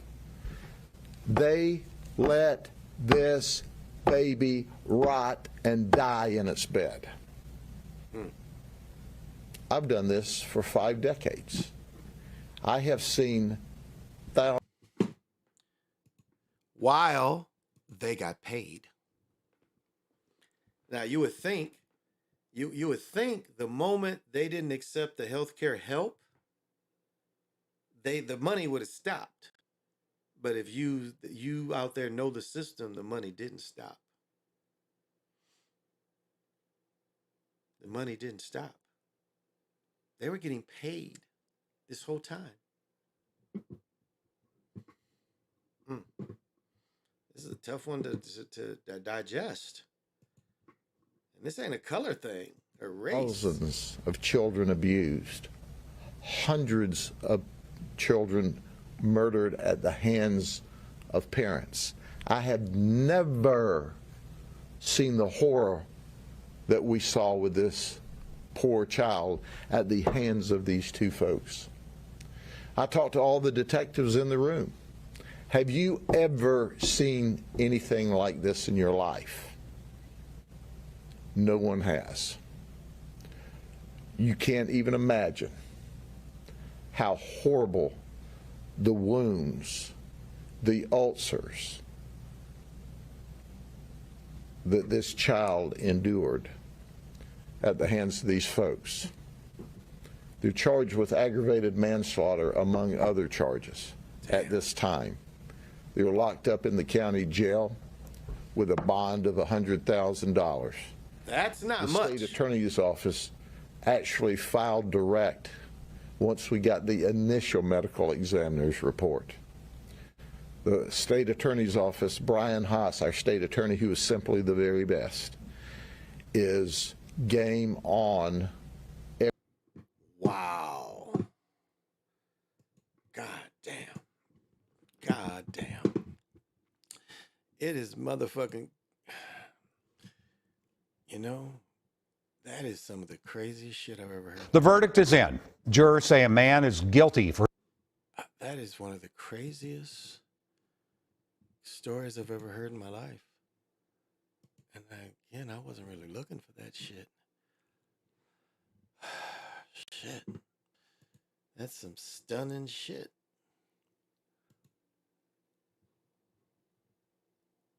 Oh, where's my other stuff? Where's it right here? This is the craziest. Oh no. No. Okay, yes. I guess this is yes, y'all. God damn. All right, here we go. Like, this shit is just nonstop of crazy ass shit. Wow. Let's hear it. Was stabbed to death inside of a moving subway car in Brooklyn. For more on this, we're being joined live now by Fox 5's Antoine Lewis. And Antoine, I understand they have a suspect now in custody. They do, Lexi. In fact, I'm going to step out of the way so that my colleague Roy Picorni can give you a look at the outside of the 9-0 precinct here in Williamsburg, Brooklyn, because at any minute now, that suspect that you referenced just now is supposed to be walked out of here along with another suspect for a separate incident to be transported to booking, and then the process begins from there. We're also hearing that the harassing that took place on that subway train last night may have actually involved a physical assault against the suspect's girlfriend. Anissa Zebo takes the J train in Williamsburg, Brooklyn every day. She'll do so now with even more awareness. At least while I'm on the train, I'm always like on guard. I guess I'm always defensive. Tuesday night, just after 8, police received a 911 call reporting that a man had been stabbed on board a northbound J train that was approaching Marcy Avenue and Broadway. This is Citizenette video showing the train stopped on the tracks. Responding officers found a 36-year-old man with a stab wound to the chest. Paramedics rushed him to a local hospital. He later died from those injuries. He has been identified as Victor Ouedraogo of Bed-Stuy. The NYPD says Ouedraogo was harassing multiple passengers on the train shortly before the incident, including the girlfriend of the person accused of stabbing him. I'm sad because I hate that it happens out here a lot. It happens a lot, honestly, and I feel like people should control themselves. And it does make me very sad. Officers from the 90th Precinct arrested 20-year-old Jordan Williams of St. Albans, Queens, and have charged him with manslaughter and criminal possession of a weapon. The NYPD says this is the 4th transit homicide this year, the same number at this point in 2022. Statistics that have strap-hangers double-checking their approach to safety while riding on the subway. I try to sit down. You know, I showed a story not long ago about here, and their subways are hundreds of years old. Like, you know, some of the original caves where people lived in the caves, or if the weather was bad, the bugs were bad, was in that granite in New York. That's why I always reference The Gangs of New York. That movie's deep. There's a cutaway of The Gangs of New York where it shows the people that was living in the upper levels, and there were no walls. It's like families that lived on the fifth floor. It's just one open floor with the bathrooms. And then it showed it all the way to the people that were still living in the granite, where they made the subways and the sewer pipes, and because it's these people had I don't know if it was natural pockets of granite, but it was granite structures, and the Gangs of New York show that perfectly. And we've had problems here, so it's not just here. People have problems everywhere. Down while I'm waiting for the train because I always have this fear that I'm going to be pushed. You got to be vigilant, look both ways. If somebody is Yeah, that hat is like, can you buy them like this? Like, how did you wear out the bill of your hat? What do you do that would tear the bill of your hat? Like, are you throwing it down all the time? Like, you mad and you throw your hat down? Like, how does your hat get... Okay, I'm sorry. Let's go. looking weary, you step back, That's what I do. We all need to pay attention, know what's going on. 99% of the time, people on their phones and not paying attention. And we have to be aware that there are people out here that will do things like that. Okay, let me make a proclamation. Not only was I the first person to dunk in 1978 in a basketball game in Kalamazoo City game when the dunk became legal, like the flying dunk. But I also introduced this to my high school. I was the very first person to ever run. Matter of fact, it wasn't even a do-rag. It was my mama's pantyhose that she threw away. I cut them up. So, I would have them waves. So I thought you guys would like to hear that historical fact. So let's go. Fortunately, I wouldn't mess with him. He looks tough. And again, as you come back to us live, the suspect in this incident is expected to be transported from here, the 90th precinct in Wood. Okay. God damn. Okay, it's shit all over, y'all. It is shit all over. The debauchery of all people. It's just not the colored folks. It's everybody. Irving. I got a pee, so this is a recently, and for no reason at all. I don't care about you recently. This is a funny story, so I can go pee. I think it lasts long enough. I can go pee. Yeah, fuck what you... Oh, yeah, this is more than long enough. We got to get this story. We love it. And I'm going to go pee while y'all listen to this.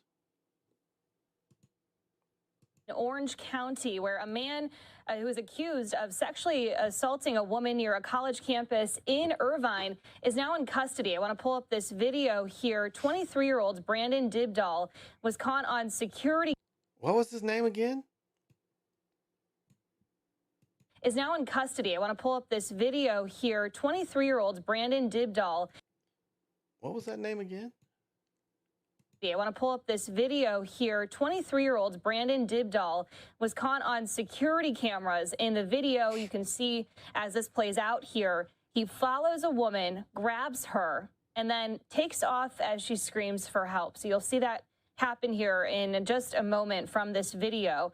This all happened, though, in broad daylight in one of the safest cities in the country. So it had nothing to do with the car they showed us for about 2 minutes. Okay. I thought they was about to be something with the car, but let's go. We do want to talk about this even further and bring in now Irvine Police spokesperson and Sergeant Carrie Davies. Carrie, thank you so much. Okay, so he runs up on her and cops.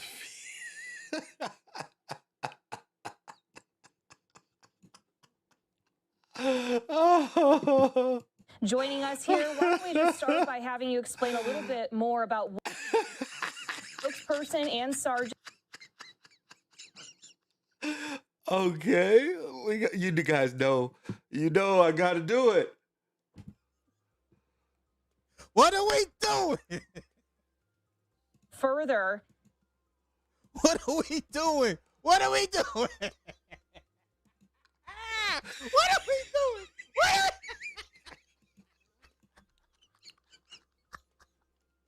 What are we doing? What are we doing here? For joining us here. Why don't we just start by having you explain a little bit more about what exactly happened here in this. Okay, she was a Nazi in another life. I'm surprised she ain't got the military things here. Okay, she looks very strong. Let's go. It's a very scary incident. I'm really So scared. last Saturday on June 10th, just after 3 p.m., we received a call of a woman who had been walking in the area of her residence, a 56-year-old woman, and she was attacked by an unknown male somebody she did not know, who basically groped her in the chest and ran away. So what you see in the video there is basically a depiction of what she told us. So let's talk a little bit more about the man you see in this video, the suspect here. What more do we know about him? We know he's a 23-year-old male out of Beaumont. He is currently unhoused. He's kind of couch surfing with friends. He's just kind of down on his luck lately and basically just made a very bad decision. So we did see, as you mentioned there on the police department's Twitter page, that the suspect is from Beaumont, but then was taken into custody in Laguna Hills. So is it assumed because he's been kind of couch hopping and staying with different folks that might have been why he was in Orange County then? Yeah, so he earns money delivering food. So that's why he was in that location in Irvine last Saturday. And do you know if he is a student at UCI? He is not a student at UCI. In this case, does not involve UCI campus whatsoever. And the suspect here also apparently admitted the crimes to police. Did he happen to say anything else in this investigation so far? No, he just said he made a bad decision, an impulsive bad decision. So going back into the investigation here, how were detectives able to finally locate the suspect so quickly after that video surfaced? Did you get a bunch of tips with this? This actually came down to good old-fashioned police work. So, you know, people may or may not know, just because we put out a video and ask for the public's help doesn't mean that we sit back and wait for tips to come in. We actually continue to work whatever leads we have. And in this case, we had a description of the suspect, a very good description of the suspect and his vehicle. So with that information, we can take that and enter it into law enforcement databases and see what pops up. So in this case, he was one of the first options that popped up in the Riverside, San Bernardino area. And so we took the case and followed up on the leads from there. Yeah, that's very interesting. So the public, did they end up giving any tips amid your work that was going on behind the scenes, or was that able to assist you in the process as well? Yeah, so we received 2 tips from former coworkers of his who saw the news coverage of it and recognized him immediately and gave us a call. So that furthered our belief that this was the right person. Now, Irvine is one of the safest cities in the U.S. You have the lowest crime per capita for any city, over 250,000 people. How scary is it to see something like this happen in your city and in broad daylight? Yeah, it's very scary. I mean, we don't, you know. Is from Beaumont, but then was taken. He is currently unhoused. He's kind of couch surfing with friends. So he approaches from behind, and he doesn't even get a pump in. He just kind of, he's in the boobs area. I think he's just going for the standard grab both boobs. He couldn't help himself. He hasn't had it in a while. He's near this woman, and he just couldn't help himself, so he had to go for the double boob grab. A little pump is involved. He's holding both. He got a really tight grab on the boobs. And a little hump is involved, you know, like in Soul Plane. She's like, "Did you hump me?" He's like, "A little." He's just kind of down on. And the act is done. On his luck lately. He's down on his luck, and you know he got a boob grab. Do you think it had? Now, ladies, if this boob grab had injury, you know, like some scarring or bruising. But I mean, I think this is the least that could happen to you. You know, if he's just running around grabbing boobs, people would get used to it. It would be ladies that would walk around, if they just let him go around and grab people's boobs, it would be people that would be okay. If that's all, that's the worst you could get. It's like, you know, Dan's down there. Old ladies be like, hey, yeah, Dan comes up behind us and he grabs her boobs. We really like it. That's part of my daily workout. I walk by Dan 3 or 4 times a day. So why are they on Dan? I don't even know if his name is Dan or what the fuck this nigga's name is, but like, I mean, this is like the least that a mug could do, you know? Like, what harm did he really do? I mean, Dan's out of there. Dan got it. It's like he just needed a little instant gratification, you know? Like, he could have went up. Okay, think about it like this. He could have, like Dan is probably holding his junk right here. You know, Dan is like, hey, he's trying to play it off. You know, Dan is like, in his mind at this position, he's like, hey, there goes some boobs. I really need to grab some. That's what he's thinking at this point. You know, he's like, you know, he's just feeling that magnetism. He's like, hey, those boobs, oh, I really need to grab them. So at this point, you know, he's trying to hold it in his pocket, but he can't do it. And so Dan has to react. But I'm just saying, like, he is currently unhoused. He's okay. Dan did get a little aggressive with the running. I thought he was going to take it, but she had a lot of clothes on to take it in public like that. It'd be, you know, she yells too loud and it'd be hard to pull his panties down in daylight like this. You just be very hard. But and all that concrete and trying to take off, you know, some sweats would be hard. So Dan, you know, kind of couch surfing with. Again, you know, Dan is going for it. Dan is going for it. It's going down like this, motherfucker.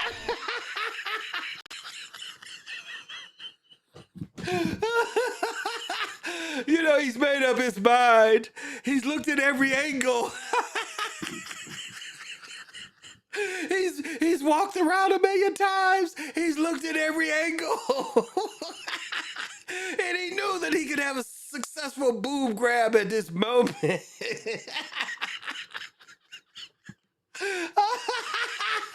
Friends. He like spread his leg down and almost like tackles her in the air. Oh, super aggressive, but still, look at this. Ladies, let's be honest. If this is what happens to you every now and then, this ain't bad. He's just. Now, I know you can say, well, you know, it's not your boobs. He's grabbed my dignity. But I mean, he didn't want to steal nothing. He just wanted a quick little dry hump. Kind of down on it. Boob grab and dash. His luck lately, and look, now really, okay. Does this seem traumatized? She's not even chasing him. She's not even chasing him or throwing shit at him or nothing. She's just like, well, did he really just grab my boobs and hump me a little bit? And he's like, you know, he's satisfied. You know, he's like, the dude is done. Basically just made a very bad decision. Oh, they caught him. It's like, damn, did he get a haircut? Because it kind of looks a little different.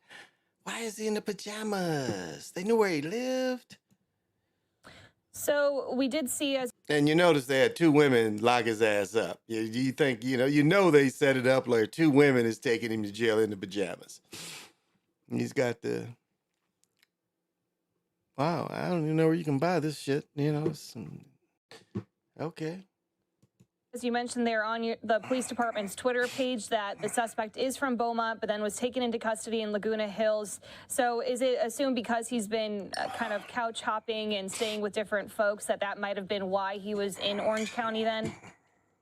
Yeah, so he earns money delivering food. So that's why he was in that location in Irvine last Saturday.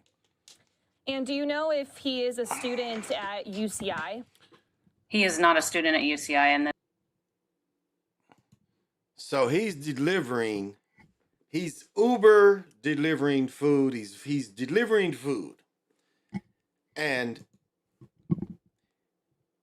Okay, think about it like this. He's delivering food. Think about how many women he was able to run up on, grab their boobs and hump them, and it was never reported. He is kind of like, I guess, a Zorro in a way.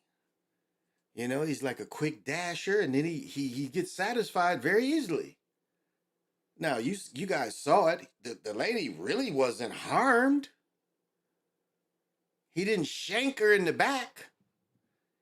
He was just had a compulsion to do a little dry humping and grab some boobs. Now, again, I don't think I would ever experience that. Even like if I'm an old man, I doubt ever when I get older that somebody would just come behind me, grab my chest and hump me. I doubt that. But for women, I can't say, but I mean, that's the least that could happen to you. Right? This is the least that could happen to you. Does not involve UCI campus whatsoever. And the suspect here also apparently admitted the crimes to police. Did he happen to say anything else in this investigation so far? No, he just was. He did. He said, It's going down like this, motherfucker. That's what he said. Said he made a bad decision, an impulsive bad decision. So this is the face of a guy that, to me, is harmless. Oh, let me show him. Let me show him. He's harmless. He couldn't bust a grape.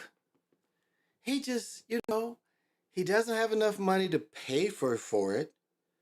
Because think about it. He would be the kind of dude where, you would have your trick hook up with him, and she would tickle him and he would come. That is this dude right here. Every time he'd see her, he'd never get used to it. Very easy money. So he doesn't have the money to buy that kind of thing. So, he's been going places and he's probably been, in the club, run up behind somebody, feel them and dash. Hey, what the fuck was that? The guy grabbed my tits. That's probably how he was doing it. And he probably ain't been able to go to the club lately. So he was just having that obsession with just grabbing them instead of having his own personal pair. Now, this is one guy I would say he should probably get one of them rubber dowels that had boobs. That would solve his problems, right? If he had one, think if I had a dowel sitting somewhere back there, or should I put her on the treadmill? Yeah, put her ass on the treadmill. I'll put a rubber dowel right there, like I used to pimp out back in the day. Because it's some horny, lonely motherfuckers out there. But he's a prime example of he needs a rubber dowel. So I'm going to set up, young man, I'm going to set up a GoFundMe. The rubber dowels on Amazon only cost about $200, I think, somewhere. I know they used to be 20 grand, but they're not that much anymore.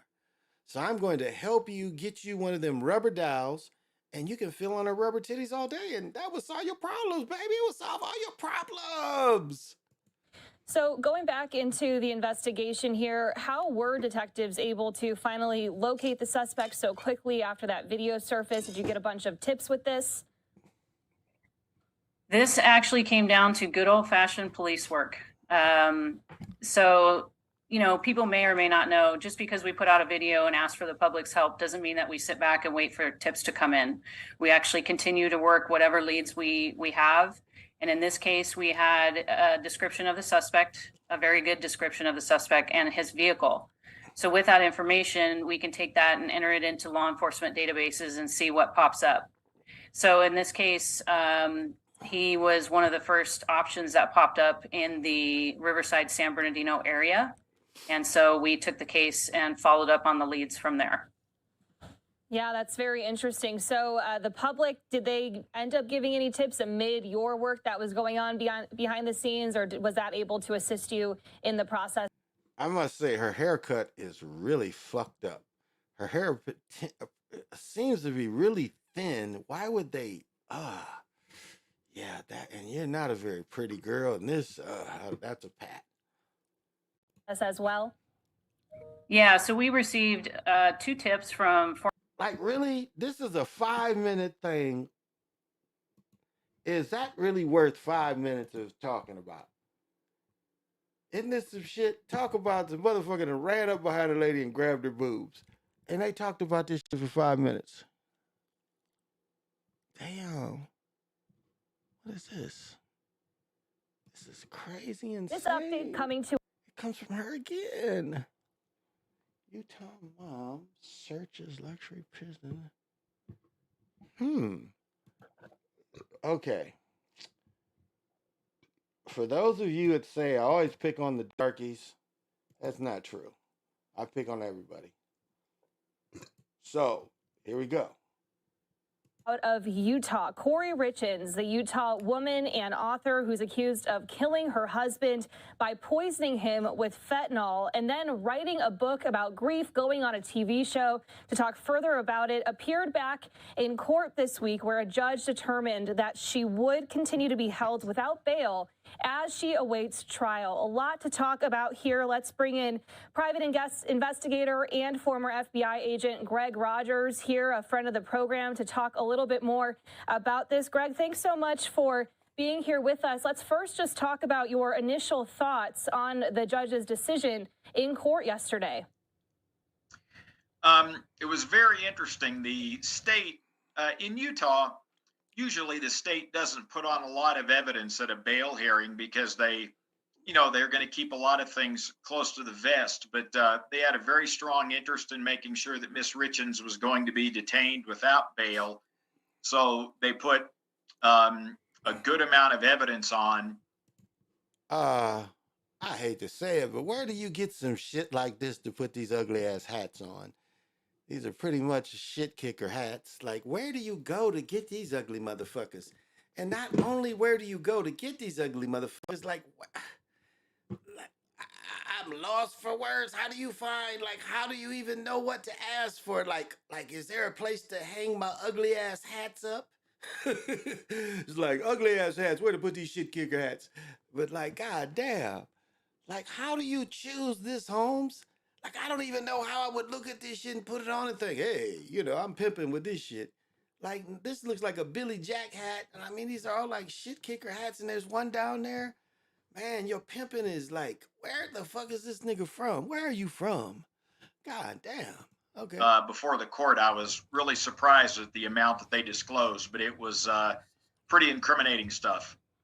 Yeah, we'll get into that evidence in just a moment here, but a little more background here for folks who might not be familiar with the background of this case. Prosecutors allege that Richens slipped fentanyl into a Moscow Mule cocktail she made for her husband, Eric, amid marital issues and fights over finances.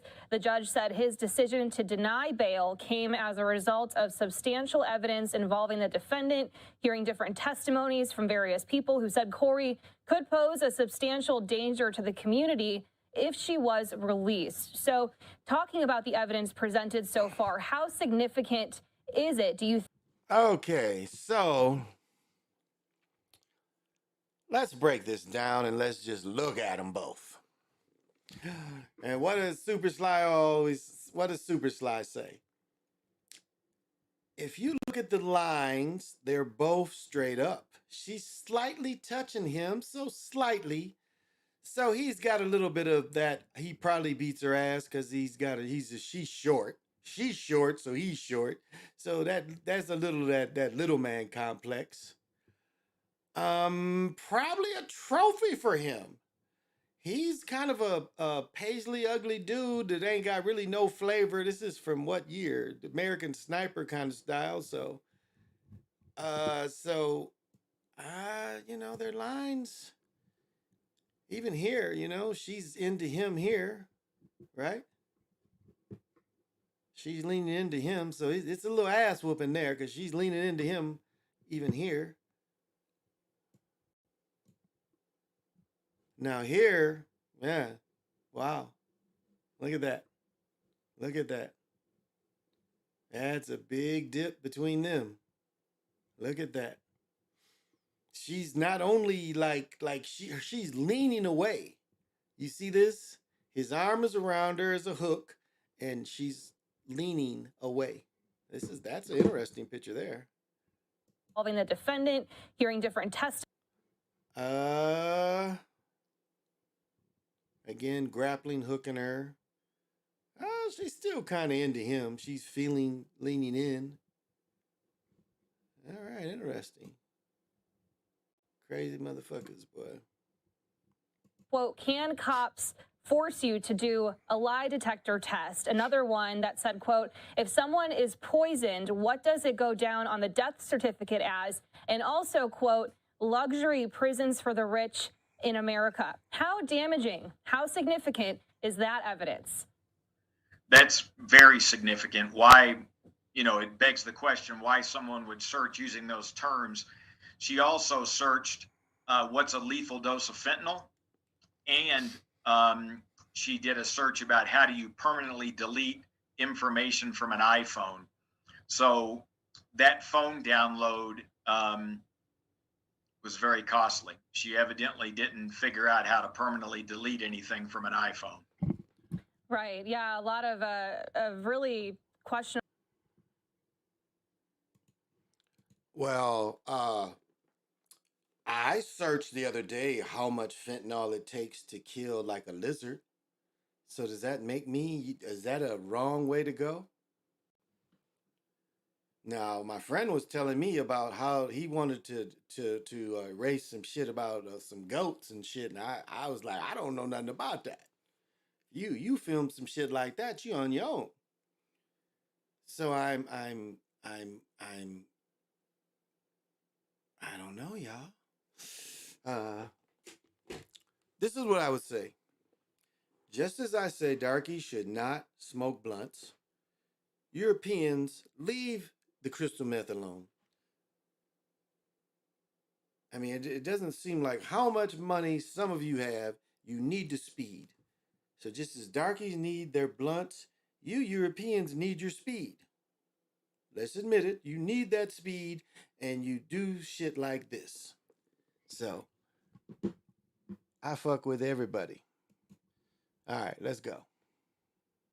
Searches here that, again, was presented yesterday. And not only that, but we heard different testimonies, one of which came from Eric Richen's sister. It was very emotional as she talked about what happened to her brother. I want to play out just a portion of this now. It's about a minute long. It's the end of what she had to say in court. But in case some viewers missed this yesterday, let's just briefly play out what Eric's sister said in court to the judge. Waves are absolutely pumping at Rocky Point. I just woke up. No, we want to hear what they got to say to the judge. Fuck what you talking about. As it. Her fate lies in your hands. Please do not allow Corey to use the fraudulent life insurance proceeds to get out on bail. I think she's cute, but I think she's the attorney. I think it's her. Wow, why didn't they dress her up? The attorney's cute, but why didn't they dress her up? I'm stunned. They didn't dress her up. That would be morally reprehensible. Judge Mrazek, her fate lies in your hands. Please do not allow Corey to use the fraudulent life insurance proceeds to get out on bail. That would be morally reprehensible. Please do not allow Corey to... Damn, she already got the life insurance money? Oh. ...take advantage and make a mockery of our justice and legal system anymore. She has done enough. Please do not allow Corey... Shoot, show a close-up of her. Forget this story. She is bad. I like her. Okay, yeah, you're hit, but she's bad. I like her. Where's her face? Is she got a mask on? Damn, what is that? ...to hurt Eric's memory, our family, friends, and community. Close out. Show that other fine chick. Anymore. We have been through enough. Please do not give Corey the opportunity to hurt Eric.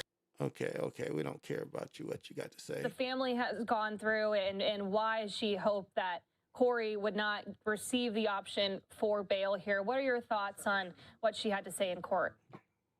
I think those types of comments weigh heavily on the judge. She presented those very...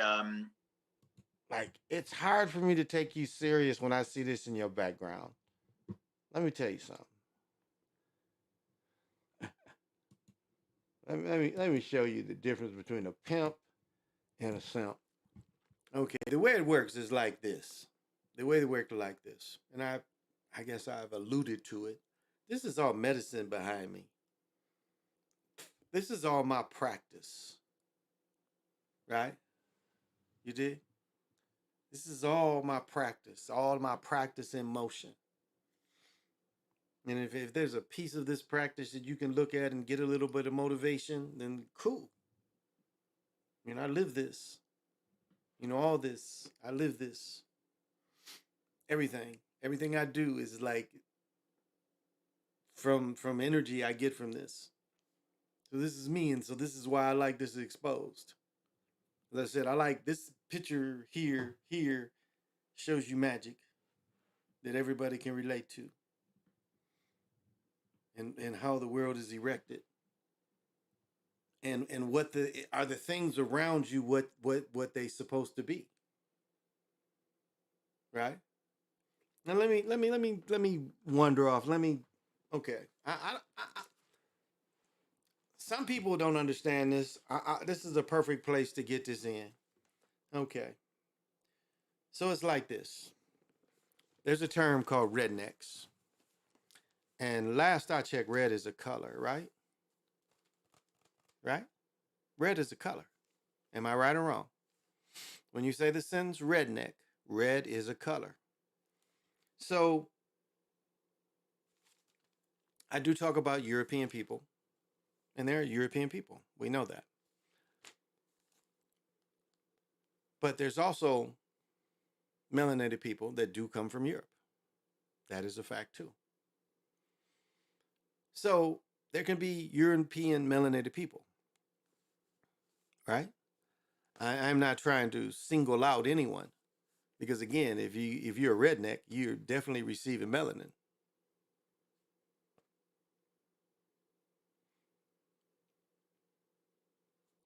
And I'll clarify this. This is the difference right here. This is the difference in the people that came over with Cortez, and how this is me trying to narrow it. There are people. This is it right here. There are people that cannot receive the sun. And I even want to say that Akhenaten probably was one of the first to really point this out. There are people that don't receive the sun. And we know that if you're melanated, if you can receive melanin, that's what receiving the sun is. Now, we know there's people on this planet that cannot receive melanin. Now, you know, the easy thing is to say reptilians, but on the other hand, reptilians gain their power from receiving the sun. Right? I mean, it's a short period, but still, they can be activated by that. And so, when I say melanated people, if you can receive the sun, then that's who I'm talking about. As I've said, there's a very nice dude I know I play pickleball with. I saw a chick at the outlet mall that can't receive the sun. Here it is mid-May, and you're pale. So I guess, that's, I wanted to refine what I say. So if anybody says, I feel one way or another. Now I do talk about European people, because there is a very deadly history behind that. And, history speaks for itself. I'm not caught into that. So I just wanted to say that part. People who can receive the sun. So if that's you, so be it. I want to see what they do to this chick, though. What did they do to her? Matter of factly and rationally, and seemed very heartfelt. And I think that has a big impact on the judge's decision. As you can well imagine, this has been. People everywhere are talking about this, most notably because it's hard. I didn't know about this shit until right now, so I don't think people everywhere are talking about this shit. But okay. To fathom how number one, a wife could kill her husband. Number two, pretend as if it was an accident and as she was grieving, allegedly, based on what prosecutors are saying here. And then to go even a step further and write a book about it, about grieving and how she talks to her children about her husband's death. What have you noticed in Utah, hearing people talk about this and beyond, along with your work that you've done in the FBI and now as a private investigator and professor? Yeah. You know, interestingly, there's a notorious case in Utah that I think people refer back to. It's the Susan Powell case, where it was just the antithesis of this, where the husband murdered the wife. She's never been found, but he was out on bond pending some charges and actually ended up killing himself and the children. And Utahns don't forget that case, but he was out on bond pending some charges and actually ended up killing himself and the children. Never been found, but he was out on bond pending some charges and actually ended up killing himself and the children. And Utahns don't forget that case. And so this case is having a very big impact here. And I think everyone's really concerned for the welfare of those kids. If an adult found that Eric had about 5 times the lethal dosage of fentanyl in his system at the time of his death. In your opinion, as someone who's worked a lot with narcotics, is there any way that this could be some sort of accident or misunderstanding here? It was, yeah, as you said, it was nearly 5 times the amount of fentanyl. If someone, if the defense is that he was a fentanyl user, that's a massive overdose. And someone that is abusing a narcotic typically knows very well what dosages they can tolerate. That's 5 times, you know, doesn't sound like a huge number, but it is a massive fentanyl overdose. Unfortunately, you could easily disguise that amount of fentanyl. That's a very small amount. You could easily disguise that in a Moscow Mule, which is the beverage she admitted that she made for him, and you wouldn't taste it. But it's that's a huge overdose. That's not an accident. Yeah, and there's already been a lot of evidence that has come to light in this case so far, and there's also been other pieces that the prosecution has alleged here, saying that there had been other attempts to potentially poison him previously to this ultimately fatal incident here. So that court appearance that happened yesterday was very telling to what has happened up to this point. I believe she is due back in court, though, again later this month. So we'll continue to keep viewers updated with that. Greg, any other last thoughts here on her appearance? God damn. Well, y'all, things are tough all over. Ooh. Federal Reserve made the Yes. You know, y'all need, y'all really need this in your life. Let's go back. She's cute today. I like everything about her. Let's go. decision today to leave interest rates unchanged for the first time in 15 months. A consumer price index report this week shows that cooling inflation is happening, but have consumers actually noticed it? Our Derek James looks into why prices fall slowly and what this news means for you when you shop.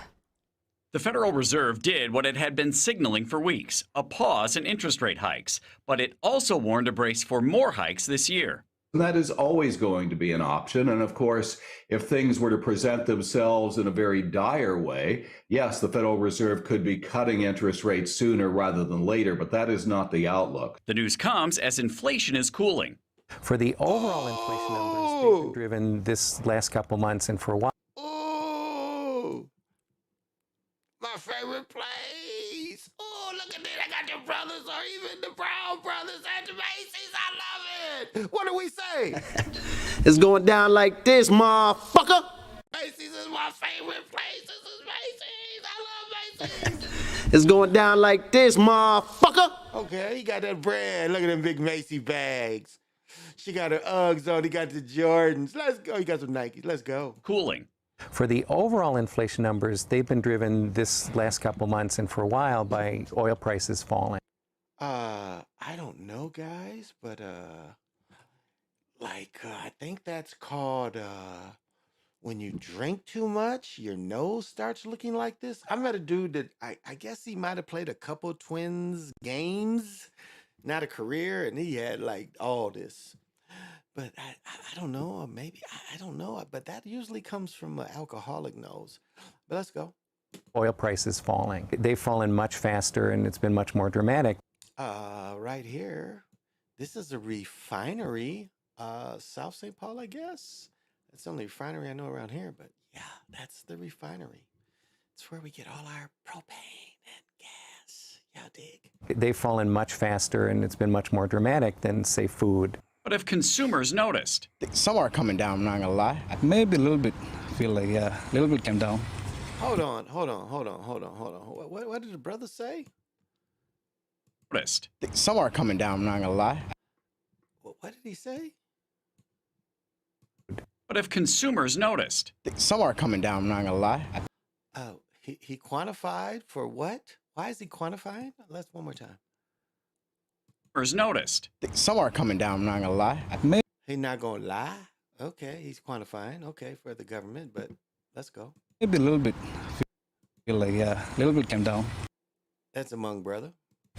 But not that much. Tosh. He's a little bit, and he's wearing the Bud commercial. He's buying a Costco pizza and some Sunny D. Okay, let's go. He has his Bud Light shirt on and his Costco shorts, but let's go. She Pinsook, like many shoppers, can't pinpoint items that have dropped. He said his name is Pinsook. Let's go, Pinsook. In price. Why y'all in Pinsook's car with his children all in there? Why you all in his car like that? Look at his little children's like, Daddy, what the fuck is going on? Why they got the camera in there? Pinsook little, these is Pinsook little juniors. And tell you what's costing more, like the bag of ice he's grabbing for his cooler. Yeah, he said, I don't know. I don't remember what the cost of ice was like 6 months ago. I don't know. I didn't need ice 6 months ago. I just went outside 6 months ago and it was ice outside. I just chopped that shit up and brought it in the crib. It's like a $3 something. He has what? Three what? His name is Tosh Sook. Okay, you had what? What did he say? He had something. It's like a $3. He got what? Three what? What do you got, Taksuk? It's like a $3. What do you do with your what? Something like cents, you know. Something like cents? Did he say $3 or $3? I thought for a second he was talking about his daughters. I thought he said, I have 3 daughters. Like 20, 30 cents. Okay, that's not Taksuk, what? He's grabbing for his cooler. It's like a $3, something like 3 daughters? Cents, you know, like 20, 30 cents. Okay, I'm it sorry. used to be like $2 something, you know. We always used to call this asymmetric pricing, that prices rise like rockets but fall with parachutes. And food would be one that we're seeing that. And so you're starting to see it coming down, but it's coming down slowly.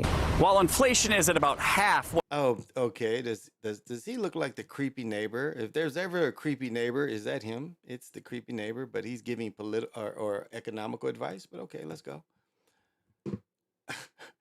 What it was at its peak last year, but you're still going to find varying prices at the grocery store. In fact, month to month, ground beef is actually up 17 cents per pound. Chicken doing a little bit better. That's down 11 cents per pound. And eggs down 61 cents per dozen. Remember, inflation is an aggregate of all we buy. So as a shopper, you want to be looking at both what goes up and what goes down to get a sense, you know, underneath that aggregate number. Last month, Minneapolis and St. Paul had the lowest inflation rate among other major metros. Here in the Twin Cities, inflation is down to 1.8% year over year, and I know the target is normally 2%, nationally 4%. Is that something we should be excited about as Minnesotans? Absolutely. You don't want disinflation, though, in the sense of, prices cratering, which would be associated with a recession. Okay. That is all wig. That is a hairpiece. He has the hairpiece. This is the hairpiece right here. This is his real. That is the hairpiece. Other than that, that's stiff. I'll give it to him. That's stiff. Yeah, that's stiff. That's all stiff. I like it. Let's go. Cratering, which would be associated with a recession. So the key with all of this news is to use it to be a smarter shopper. If you see that a certain food item is much more expensive, try to make a swap to something similar. Stick with local in-season produce. You'll save a lot there. Yes. I would say right now, goddamn, go to the farmer's market. Go to the farmer's market and support your local farmers. Get all the fresh greens, get all the fresh vegetables, and eat healthy in the summer. If it's fresh near you, eat it. Spend that little extra money. Don't go to Whole Foods. Go to the whole market outside. That's probably open on this weekend. And you know, this is a great weekend coming up. Most people have off Monday. There's no mail Monday. It's nigga day. You know, they gave you another nigga day. So most people are off on Monday. People are going to naturally have Sunday off. You see, the Father's Day off is a natural day off. Mother's Day too. But then you got the nigga day the next day, which works out. Because a lot of the nigga holidays is coming up. Like this weekend. All that Juneteenth joke shit is coming up this weekend. And to all the melanated people that relate to Juneteenth, this made up thing. Again, I went to a black college that's HBCU now, understand? All my family, we never celebrated it. I left Michigan in 1979. Not one time in my life did I know about this. I moved to North Carolina and lived there until 85. Don't know nothing about this until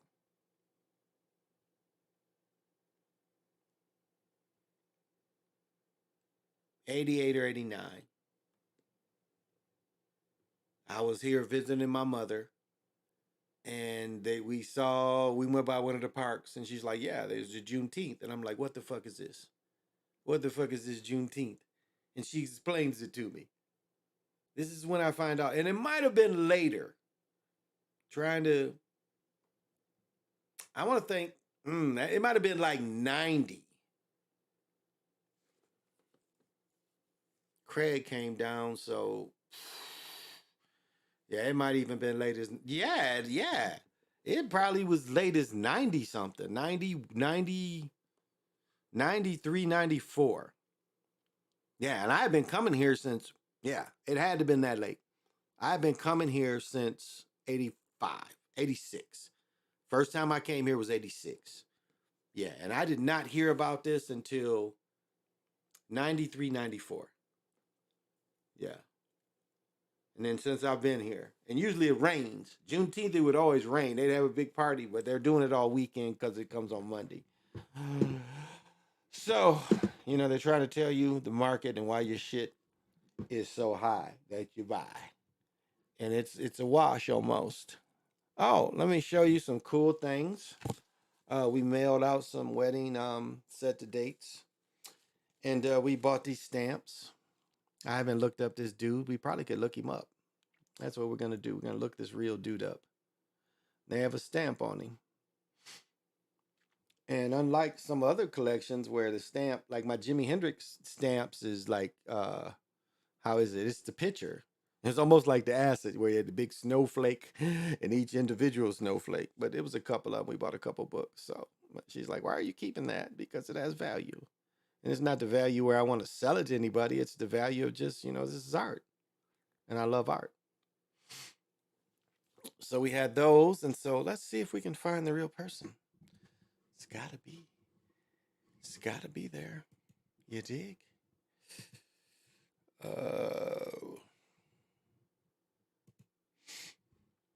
And what is this nigga's name? Chief Standing Bear.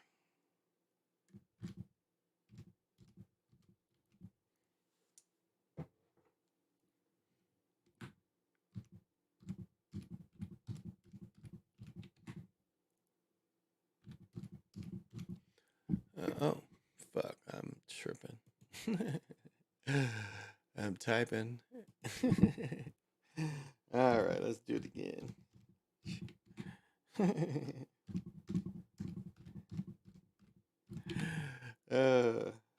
I'm glad nobody pays me to fucking type. Yeah, here we go. There's two people, so oh shit, you can buy this nigga statue. Okay. This nigga has a statue. Let's check it out. I guess he's out in Nebraska. Oh, I guess they're gonna put his chief standing bear 1829 to 1908. Okay. To be unveiled. Okay, Standing Bear. That's why you got a stamp. And I guess this is the real person, I guess. Yeah, this is how he looked. The bear claw necklace. I like it. He's got chin beard. I like the chin beard. No more of him on this page. It doesn't appear like. Is this him? Chief Henry Standing Bear. Is that what they did to him? When they put him in Western clothes? His son was probably sent off to school. Huh. Any more? Yeah, Osceolas. There's some Osceolas. Jimmy and Cypher's Big Charlie Osceola. Florida people probably. I don't know. This comes from Killers of the Flower Moon. New York staff writer. She was probably murdered. Forced to marry a European so they could have her oil rights.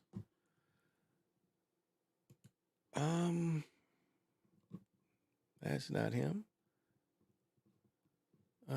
This appears to be him. Standing Bear, Quest for Freedom. It's a book. Oh, I might get the book. Okay. Standing Bear, Quest for Freedom. The Marduk Horn. Oh, here's another one. Oh, this is one of these old pimp right here.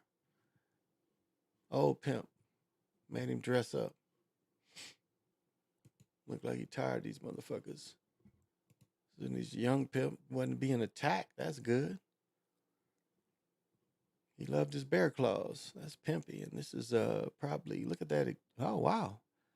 Look how intricate that necklace is. That's very intricate work. Wow. That's outstanding. It's him pimping right here. Yellow buffalo. No. This is... So, and this is the stamp I have. Is this a Ponca tribal chief whose landmark lawsuit established that a Native American is a person under the law? Ah, wow.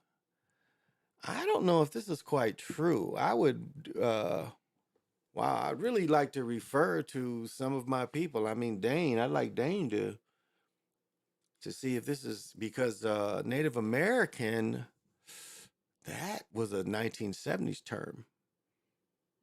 So there's a law 1930s. So this is interesting. I have to do a little more research, but I disagree with what that said.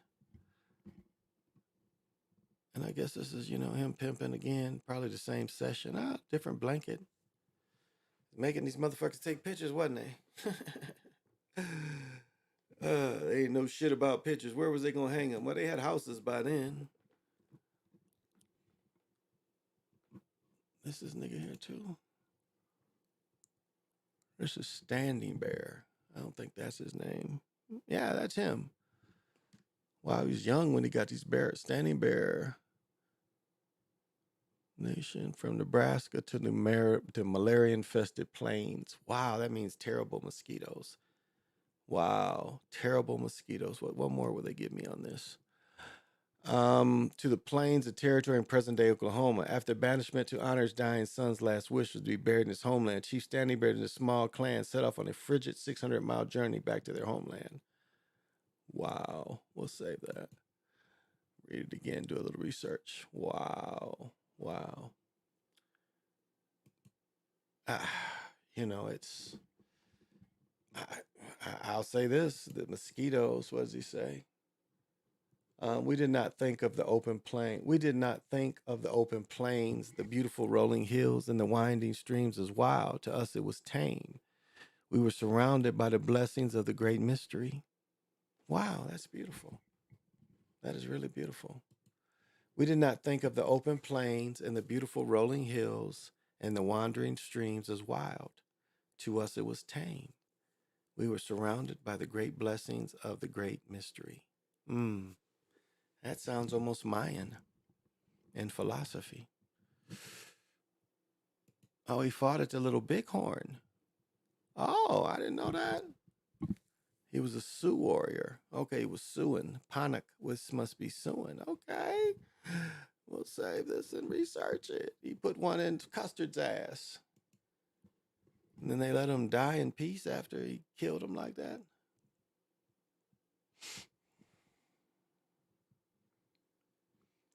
Yeah, I guess so. Oh, this must be another picture. Now there's some. Well, this is okay. This is his tribe, but I don't think this is him. Ooh. I don't think this is him. Young man and his horse. But like, look how dark some of these folks is. Look at this. And you think we ain't from this country. What do you call this person? Look how dark this person is. You think this person is my complexion? Huh? Is he my complexion? Yeah, golden and beautiful. That's how they've been fooling everybody. This is what they saw. Dark people. Not really. I mean, look at this. This is a dark dude. Look at, they call him White Eagle, but look how dark he is. And look at this person. Don't give me that, this black and white pictures. No, hell no. Look at these people. Look at this guy. He looked like Red Fox. This guy looked just like Red Fox. That is Red Fox face. Look at that dude. That is Red Fox face.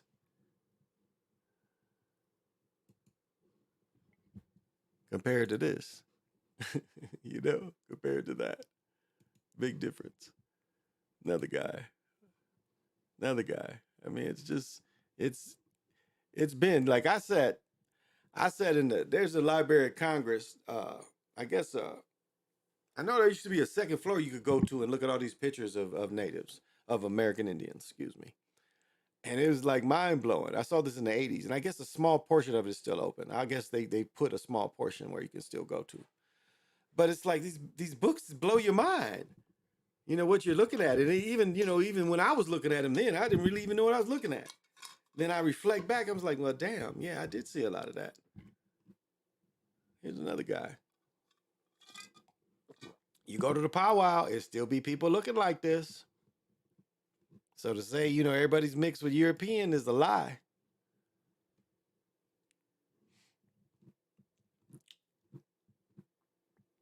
And you can treat your hair with buffalo grease.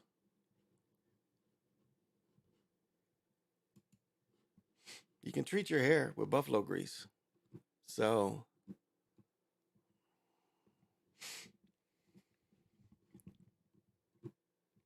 it's, do your own research on who you are. Oh, I'm sorry. Let me see. Somebody say something.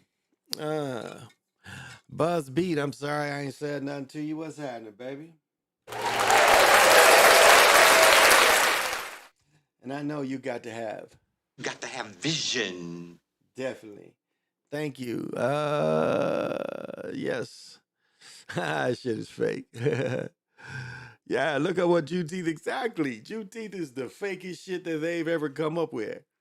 And they've got people, there's energies here in America. There's our energies. Regardless, it's our energies. And this is part of it, the transformation of the cat consciousness.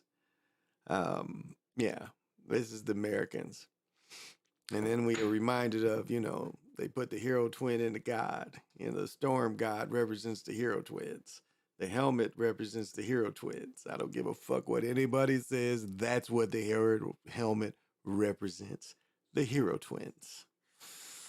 So giving that storm, that shock energy and the omen energy out to all the people. All of you. You live in America, you can use this energy.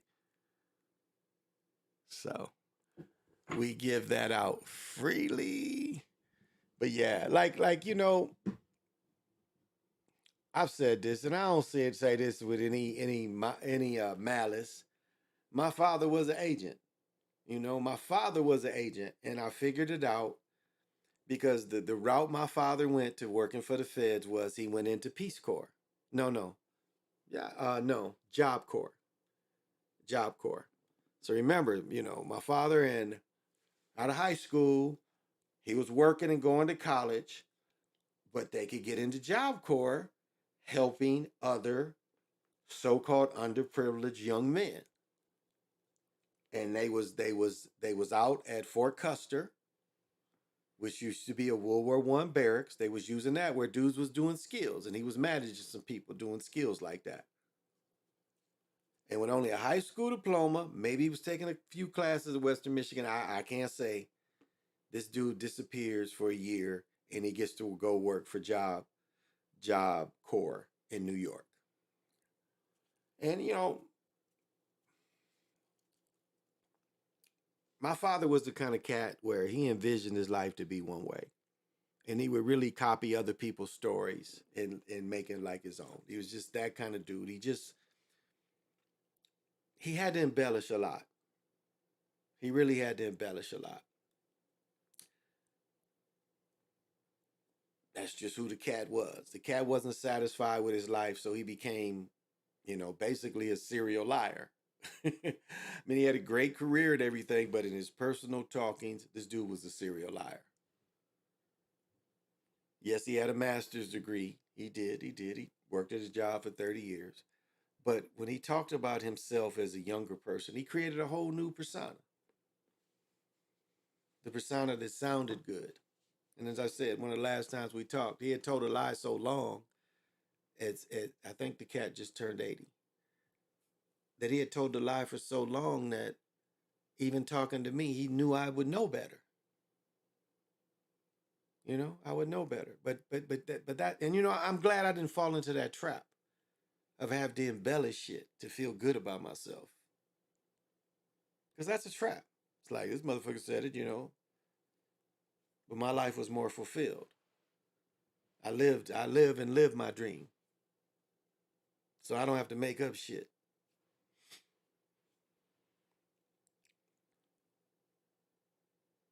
And so don't fall into those type of traps.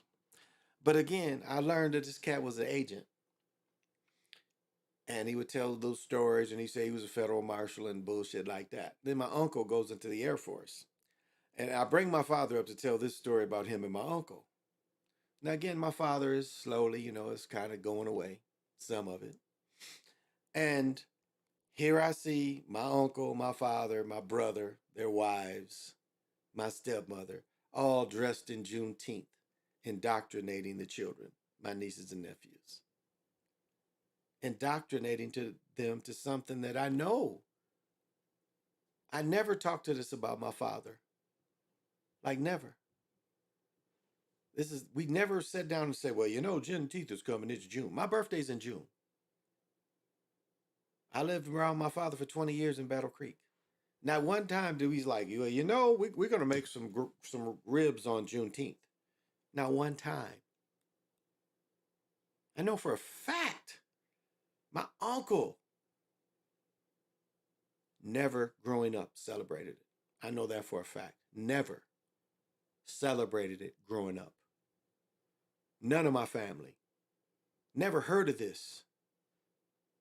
And all of a sudden, so I know my uncle is working for the government too. He's my uncle is a type of agent too. And I think, I'll even be bold enough to say my uncle keep an eye on me. He tries to come in and, I just boom. He tries to come in, I'll make some comments. I'm like, hey, this is where I'm at. I ain't living under no illusion, bro. I know this stuff. I've lived here long enough to know what's going on with this when I see it. And again, it's that Django. Why they want to make the slave movies. It's now they give you a slave holiday. It's not nothing positive out of that. There's nothing positive about Juneteenth for the melanated folks. Melanated folks on both sides. There's nothing positive about it. I mean, yeah, it gives government workers a day off and get paid, which that's great. It's like a extended Father's Day celebration if you really see it. It's like, hell, I can get fucked up on Sunday because Monday I ain't got to go to work. Right? So I guess you could look at it like that. So Juneteenth is supposed to be about, okay, so this is why it's a lie. The war gets over, black troops go in the South and start freeing brothers and sisters in 1865. Brothers, black troops, brothers. And let's not forget that a lot of Mexican brothers fought for the South. I got to get this book about Southern generals because a bunch of dark-looking dudes fought for the South. So these blacks, these Buffalo soldiers go into Texas and tell the niggas they free. They tell them this right after Appomattox. Right after when Lee signs the war's over. Within months. Brothers go into Texas and tell all the slaves that the war's over, you're free. So what are they celebrating? And then look at how they invented it. Two dudes wanted a church to be built. And remember, Biden selected one lady. This is your dream. We gave you your dream. Your dream, your dream. Remember that? Trying to get some of King's energy? This is your dream. When it's really another mocking. It's a whole nother mocking. And that's all. Nothing more, nothing less. It's like now, why does it got to mess with Father's Day now? Why is Father's Day weekends got to be shared with this now? This slave holiday. It's a mocking other folks. It's a mocking other people. It's funny, you keep crystals long enough, they change. Things, they're never stop moving. I mean, this is the one solid that ain't a real solid. Man, it feels like a solid, but this is moving. While I'm holding it, it's vibrating, it's moving. And like even what's inside of it changes. You keep these things long enough, you notice that they change. But, for those of you that get the days off, hey, why not? Why not have the days off? Oh, must admit. This update coming to us out of. Oh, that IPA is tough on the tummy.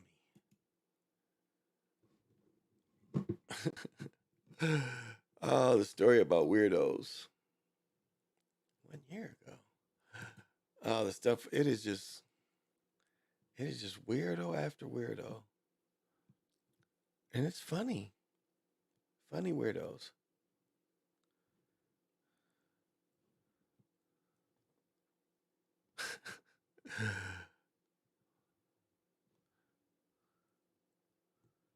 Like, it is interesting.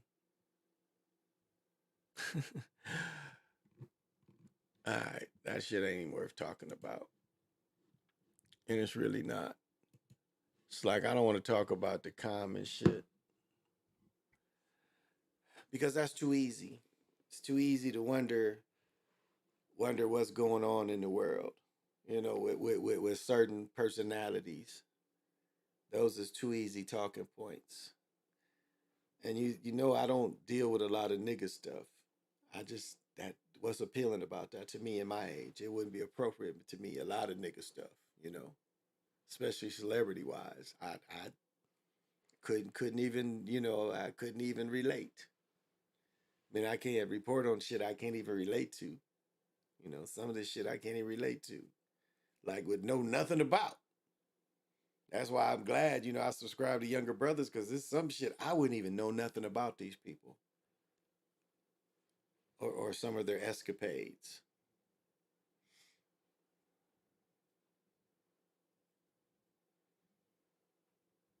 Because again, it's like there's no way I would even receive this information. It's like it really would have to go viral for me to receive certain things.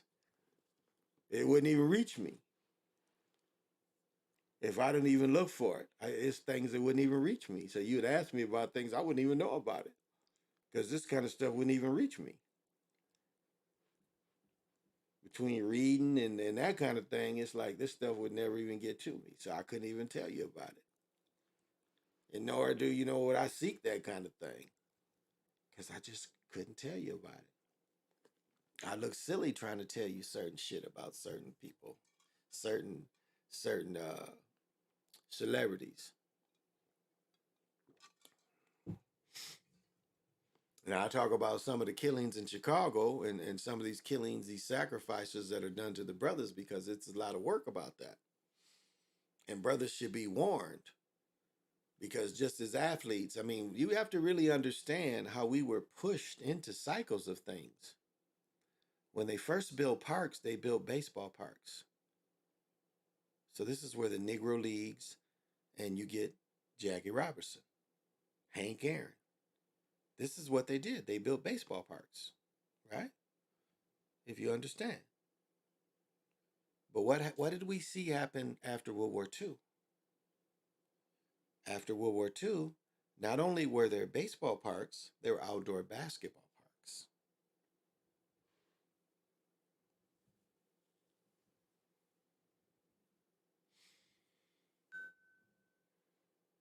Now remember, football, little boy football. Now let me break that down.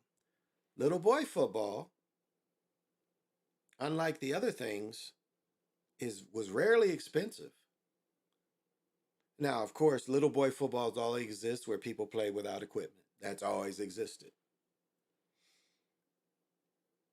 But baseball was much cheaper and easier, and basketball was even easier than baseball. You just need a basketball and 10 dudes.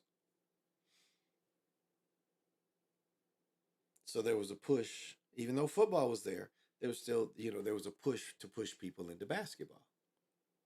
It's corralled. You start building these big projects and you put all these basketball courts outside the projects. What is that telling you? Remember, and He's Got Game, they go to the projects where they could just yell out the window. Caprini Green, Turner Projects, all those good times. Remember those big buildings in good times? Damn.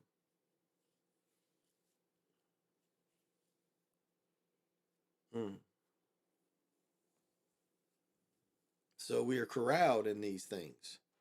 And I bring that up to say how we're corralled now. A lot is corralled into rap.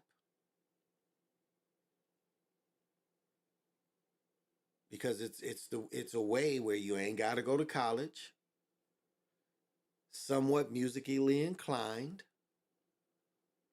have a little bit of personality, a little bit of style.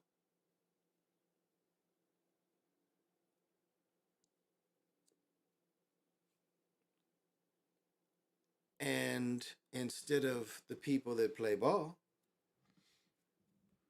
and some play ball and do the rapping on the side too. I mean, sadly, this is a generation, sadly, and this generation's got to be almost 50.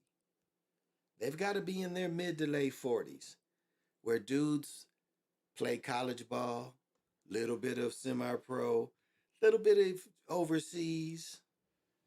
Then when all that failed, they start rapping. One of my homeboys, he's got to be close to 50. If he ain't 50, he close. And he's been rapping since he quit hooping probably at 27, 28. He's had some nice, but I don't think he's had that. I mean, this guy's probably been rapping 30 years. I'm just kind of guessing. It's got to be close to that. 20, easy. This dude is, when he quit hooping, he started rapping. And I can tell you several stories about niggas like that. Dudes later, you know, get a little equipment, get a little, you know, studio, because it's easy to make a CD rap. It's fairly easy for the last 20 years. You can give somebody, hey, here's my CD, you know, digital. You can send it to somebody. So that's interesting. That's an interesting phenomenon to go from one to the other. We even had Kobe try to rap.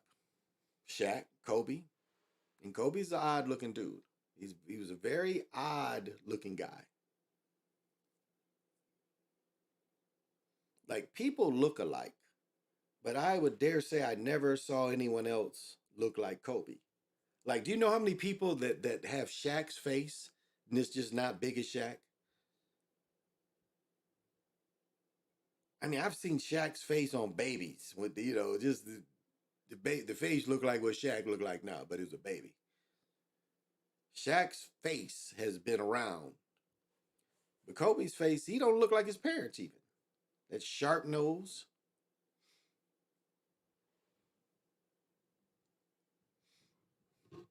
And again, you know, they trained him to be a Jordan clone. Make the rules, stack the team. We need to keep this Jordan thing going.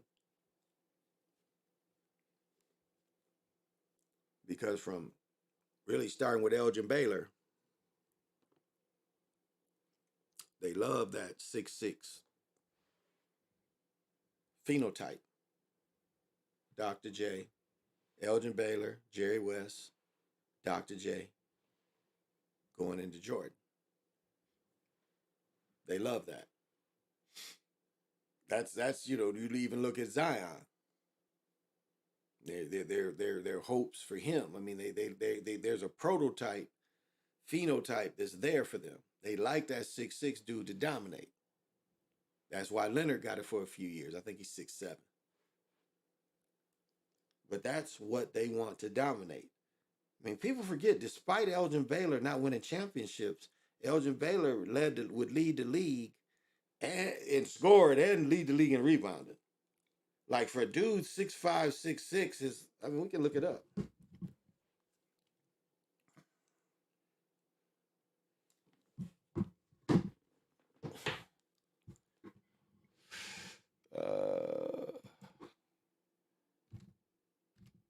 Elgin Baylor's stats. Here we go. I'll show it to everybody. Share my screen. Let's see. Don't really. So you know where I'm getting it from. Oh, that ain't it. Switch over to here. No, where'd it go? I lost Elgin Baylor. Sorry. Where'd Elgin Baylor go? Wow, went away.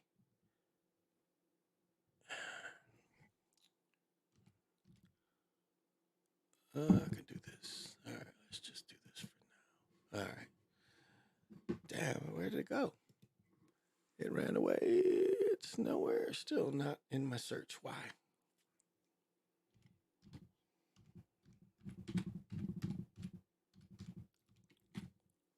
Yeah, here we go.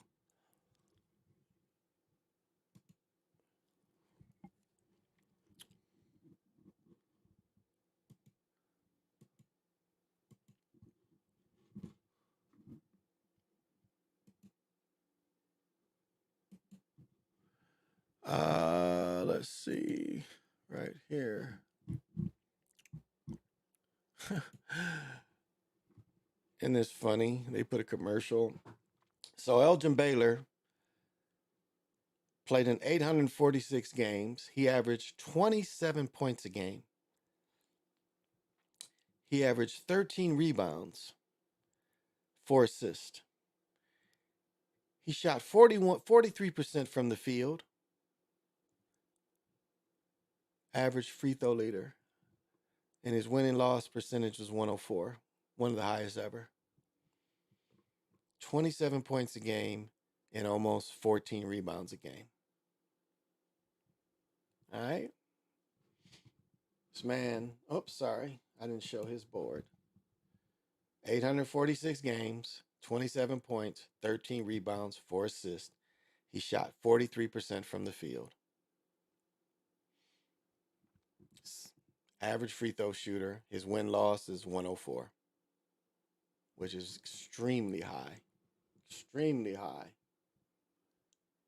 And despite him not winning a championship, well, technically he did because he quit. He had knee problems, and they put him off the bench, and they thought it would be better for him to come off the bench. So he quit that team that won, used to be 32 games in a row. There's now 33 games in a row. He was on that team, but he quit beginning of the year. But they still gave him a ring. So technically he did win a championship. So wanted to put that out there. That is, but even though he still was the phenotype, that is, what they were looking for. So, Chris Mathis, what's happening? And even after almost 3 hours, I know you got to have vision. They robbed him of a title. Yeah, kind of, sort of. Kind of they did. I got to find this one video that no one else has exposed. I got to find it before they take it off. It's still on. I've been lazy, but I saw it and I got to copy it. Got to get a clip of that. Pretty sure. Yeah, I can get a clip of that. So I got to, and show you guys this, how far back how far back the manipulation has gone. It's been going on for a long time. They've been working on this. Again, we're in 70 some years of it. So they've been manipulating the basket for good 50 years. So good, well, I would even go dare say 60, 69. Yeah. They've been manipulating baskets since, I'll even say 68 season. Since 1968, they've been basket manipulating. That's the technology has been around since at least 1968. Now, I don't think the technology was at every arena, but I think for the first few years, they could manipulate. If it came down to a shot, they could manipulate a shot. And we see the Jerry West heave from half court in 1970. That's 1970, where he shoots it literally from the top of the key of the other, like almost at the free throw line at the other end. And as Lobo points out, the net is reacting before the ball even goes in. So they've been manipulating it since that long.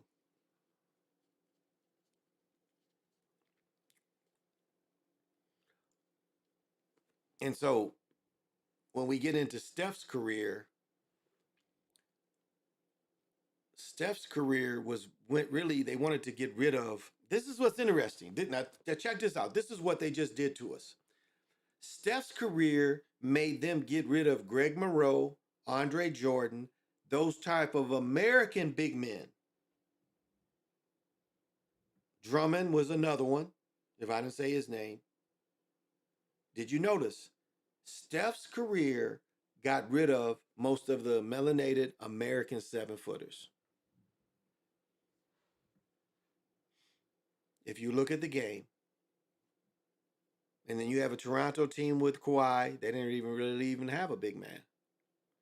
Golden State, look at their big man.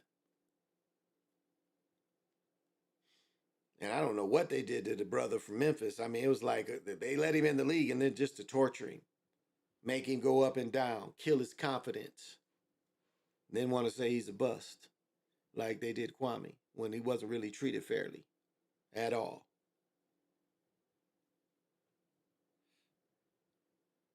And then we got dudes that come on, I'll say this: we got dudes that went like. I think in some ways, if you really look at Jerry Rice, his career, they sacrificed Willie Totten for Jerry Rice. Because realistically, Willie Toten did make the NFL, but I think he was behind what's his name, Buffalo quarterback Jim Kelly. He was behind Jim Kelly for a few years. I don't know if he played in Canada. I don't think he played in the USFL. And so, a lot of ways, they didn't kill Willie, but Willie's career was sacrificed. Because, as I said before, if you look up Willie Toten had set all the passing records. And you can say against, this competition, but again, by the mid 1970s, the competition started changing in black colleges. Like it was a point where, the European colleges was robbing the talent, but it started swinging back around my period, where brothers was starting to get good again, and the league was starting to pull. So the leagues was better, and the athletes was starting to be better. As I said, the year before I went to A&T, Dwayne Boyd got drafted by the Niners and won, I think, 3 Super Bowls, if not all 4. I think Pee Wee, Dwayne Boyd, look him up. Well, we can look him up together.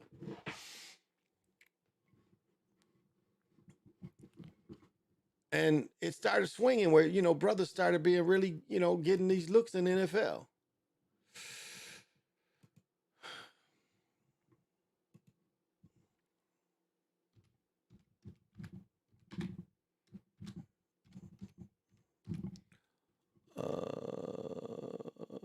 Oh shit. Okay. I fucked up. All right. Give me a break. All right. Look at it now.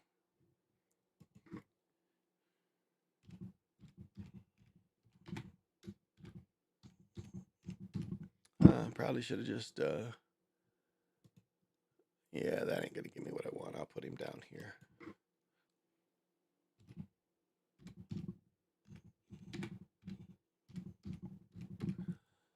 Oh, here we go. Yes, this is him.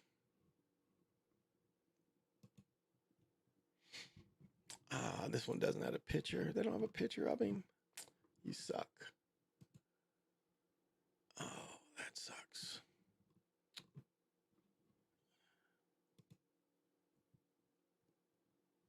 Here he goes.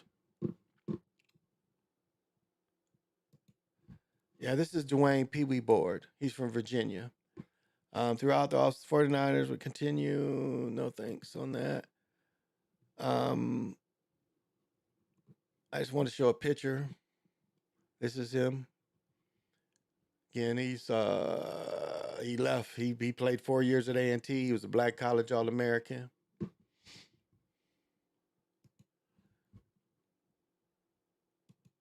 And his Wikipedia did not have a picture of him, but I will. All right. So you don't think I'm capping? This is a brother that came from a black college. So you see, I was born in 61 with that Mitch. He's a defensive line coach for Seattle. When was this made? Because I don't know if he's still with them, but that's great if he still is. He's also a former American football defensive end who played for the 49ers. I didn't know he played for the Saints for 10 years. He had a 10-year career, so he got pension money. Played 10 years, easy. Boyd played college football at A&T and was drafted in the 11th round. I don't even know if in the 5th round in 79 by the Steelers, but they released him in preseason and he signed with the 49ers. I did not know that. I did not know he was drafted by the Steelers. 10 seasons, recorded 45 sacks, 9 fumble recoveries. He was a member of the 49ers winning teams 1, 2, 3. Oh, and then he coached the 4th one.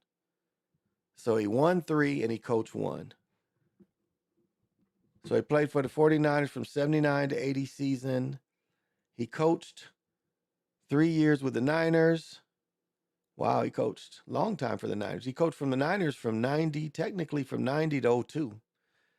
He went with Seattle till 08, Raiders in 09, Browns in 12, and at Seattle in 17. 4-time Super Bowl champ. Now again, I'm not saying, the brothers was taking over, but I'm saying the talent was catching up. And he's a prime example of a person that a person that was still able to do his thing despite the setbacks. Mm. The Big O. How so? You got to give me some reference. How so? The Big O was good. I'll tell you, excellent book to read. Read that book about Big O. It's a book about actually Indiana basketball. But yeah, you'd have to do the search. The book is excellent though, and I need to. I read it. I might have checked it out of the library, and I got to buy it. But it's a book about Oscar Robertson. But it's a book about his coach too, and it mentions the guy that introduced the jump shot to the world. I think there's a statue because the guy was the first player to come down and literally just do this. He figured it out. And this coach for Oscar Robertson, like if you see Oscar Robertson in his high school pictures, he's doing like this. Like all the guys are doing this. They're making sure they're using the U's. And Oscar Robertson would go up and literally drop this arm away. And his hands were so big he shoot one hand. George McGinnis is the perfect example of this. George McGinnis, growing up in Indiana. And as I said before, if you study the movie Hoosiers, it's Oscar Robertson's brother's team. Oscar Robertson was on the JV, I think, or freshman, when that Hoosiers game. And then I think Oscar Robertson, as a junior and senior, won the state championship. So, oh, okay, you got, yeah. That's how Curry changed the game. You got it, yeah. He changed it because to get rid of the big man. And to finish my point, I'm sorry I didn't finish my point about that. So, look at what they did, though. They got rid of the big man through Curry. 3-point shooting. Everybody want 3-point shooting. But look at what they do. They sneak Joker in. They don't let Joker win for a few years. Right? They don't let Joker win for a few years. And they mock the big man by putting Andre Jordan on the team. That's a mocking. That's a mocking. And as I said, when he was in the game 4, you knew they was going to win. Because I was saying, look for this. When Reggie Jackson was in one of those early games, I was like, that to me, that showed that Denver definitely was going to win. So now they want you to love this European big man when the 3-point shooting got rid of, because we mocked the other dude that couldn't shoot at all. Ben Simmons, they laughing him out the league. But even Giannis. It was hard for them to sell Giannis. Again, he getting more commercials now. He ain't won than before he won. But he was a hard sell because he couldn't shoot. Now you got another dude that really couldn't. He can shoot, and he's a lot like Bill Walton as far as passing. That's who I would compare him to. Passing wise, is a big cat where they make a lot of bad cuts, a lot of picks.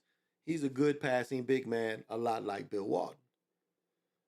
But as Kevin Garnett pointed out beautifully, the Barkley rule should apply to everybody, because you ain't letting everybody just back dudes down taking 15 dribbles. Where we know you let Luka do, and you let Joker do the same thing.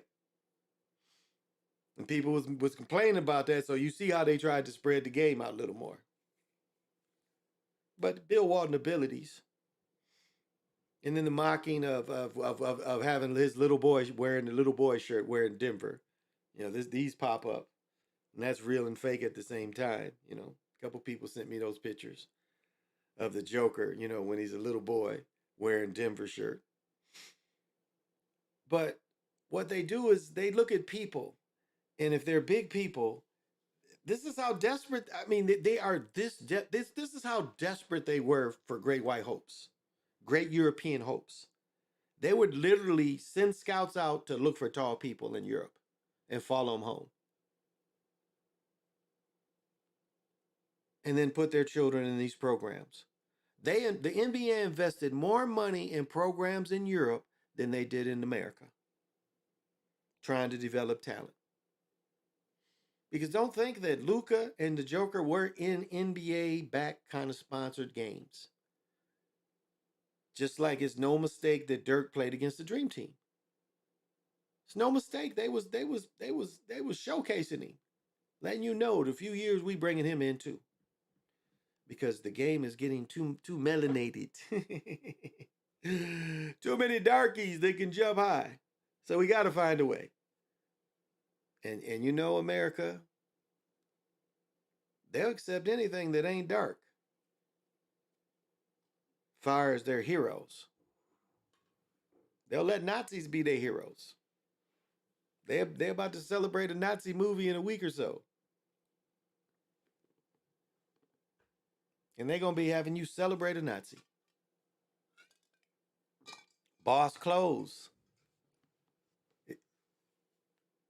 Still people driving Benz, Nazi cars, BMWs. All these Nazis cars still around. That is the craziest thing is a Jewish faith person driving a BMW or driving a Benz.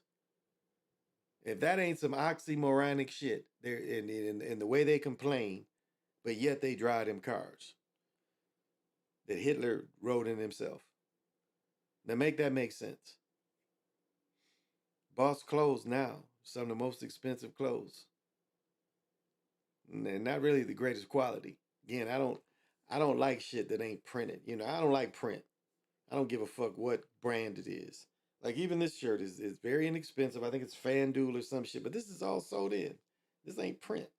This is sold in shit. So, the Nazi name means something. The Nazi boss name means something. I don't know. It's just funny to me, y'all. I mean, it wasn't that he's opening it up. It's been opened up. Oh man, can I find this? Who did they say? Taco Bell. Taco Bell. Let's see if I can find this. I've been saying it. Joker has no national commercials. And what comes on after the championship?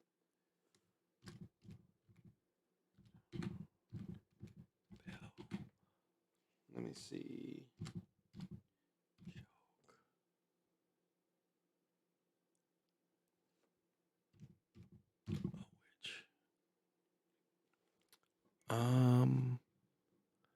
Right here. All right, right here. This is the only national right here. This is the only national shit he getting, y'all. Reminder, Nikola Jokic was drafted during a Taco Bell commercial. This is the only national thing they could give him. Because they say Taco Bell, let's see if they get into it. Blah, blah, blah. Blah, blah, blah. He was the 41 pick, so he's drafted in the second round. The first second round person ever being the MVP. Are they telling you the numbers? They are not. The one I said that the numbers did crazy. But this is how they're trying to invent a national commercial for this dude. This is how desperate they are because this dude ain't marketable. He's this guy's not a handsome guy, so he's very not marketable. Not a marketable dude. And this is all they can give you to try to give him some national exposure that he ain't even getting paid for. He's not even getting paid for this, but they're trying to tie him to something national to say he's our guy. This is how little they think about him. They got to make up some shit to give him national attention. This is clickbait. Technically, this is clickbait. That's how hard up they are for him. You see how hard? Oh, and our other guy. Let's see if we can find his stuff. WM. There he is. Let's see how he did in his finals. Because they already. Right here, y'all. Right here. I called this. I told y'all this shit right here. Can't nobody take credit for this shit. I called this shit. And they already doing it. Wemby is not expected to play in the Summer League. Why not? Why not? Wemby is not expected to play. What did I tell you with this body type? Chick Holbrook played in 3 games. They set him down for the year. Chet played in 3 games. They set him down for the year. He's not even going to play. The team would prefer to rest him since his Pro A finals are going on. They trail 2-0 in the best. They're losing. They're losing. He ain't playing heavy minutes. He ain't playing. Okay, they say the Dallas Mavericks were similar position when they still drafted Luka, where they traded for Luka. Remember, they traded him. Disappointed if he doesn't play. They're hiding him long as they can. Long as they can. And then right here they say, well, skipping the summer league didn't hurt Luka. He averaged 21, and again, all scripted. All scripted. Luka, Mr. Foul. But they're down 2-0. And even when he plays bad, they say, well, they shouldn't have, even if they don't win, because they're about to get swept. The best of 3 out of 5, they're about to get swept. Let's see if any more about where they're at. So he's not even going to play. He's not even going to play. They're down 2-0. Let's see. Let's see if any recent games.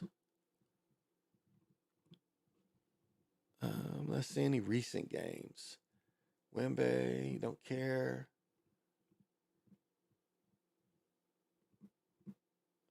Yeah, this is more hype of he's not expected to play.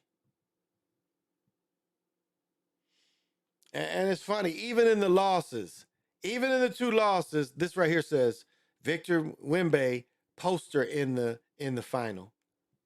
They don't want you to concentrate on he ain't helping them win. They want you to Zion like they did Zion. Just show him dunk. He's good. He can dunk. Look at him. He's good. He's big and he can dunk. They're trying to hide this cat.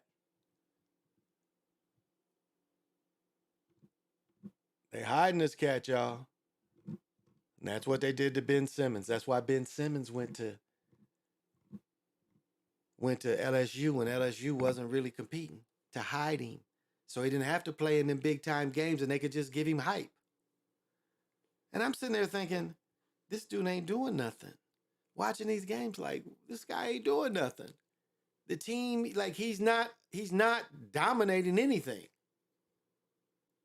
He's not doing anything. And they're losing and they're like, well, doesn't have people around him. His coach did legal things. Nah, they was hiding him, y'all. They purposely didn't put a good team around him so they wouldn't make the tournament. He wouldn't be exposed then. And you believe the hype of bringing players over to America. And that's all this is again. It's more hype of bringing another player, taking an American job. And maybe that's simplistic. There's visas. But there are brothers right now ready to give him the business too. As we saw in the games, what grown men was doing to him. Remember that first game, he was getting dominated by dudes much shorter than him. He gonna face that every night in the NBA. But again, practicing against guys, going up against them, 80, you play 80 games, you get better. And you can't tell me you don't, because you get better. That's the way it works. You get better. If you have any skill, you get better. Even the dudes on the team that practice, they get better.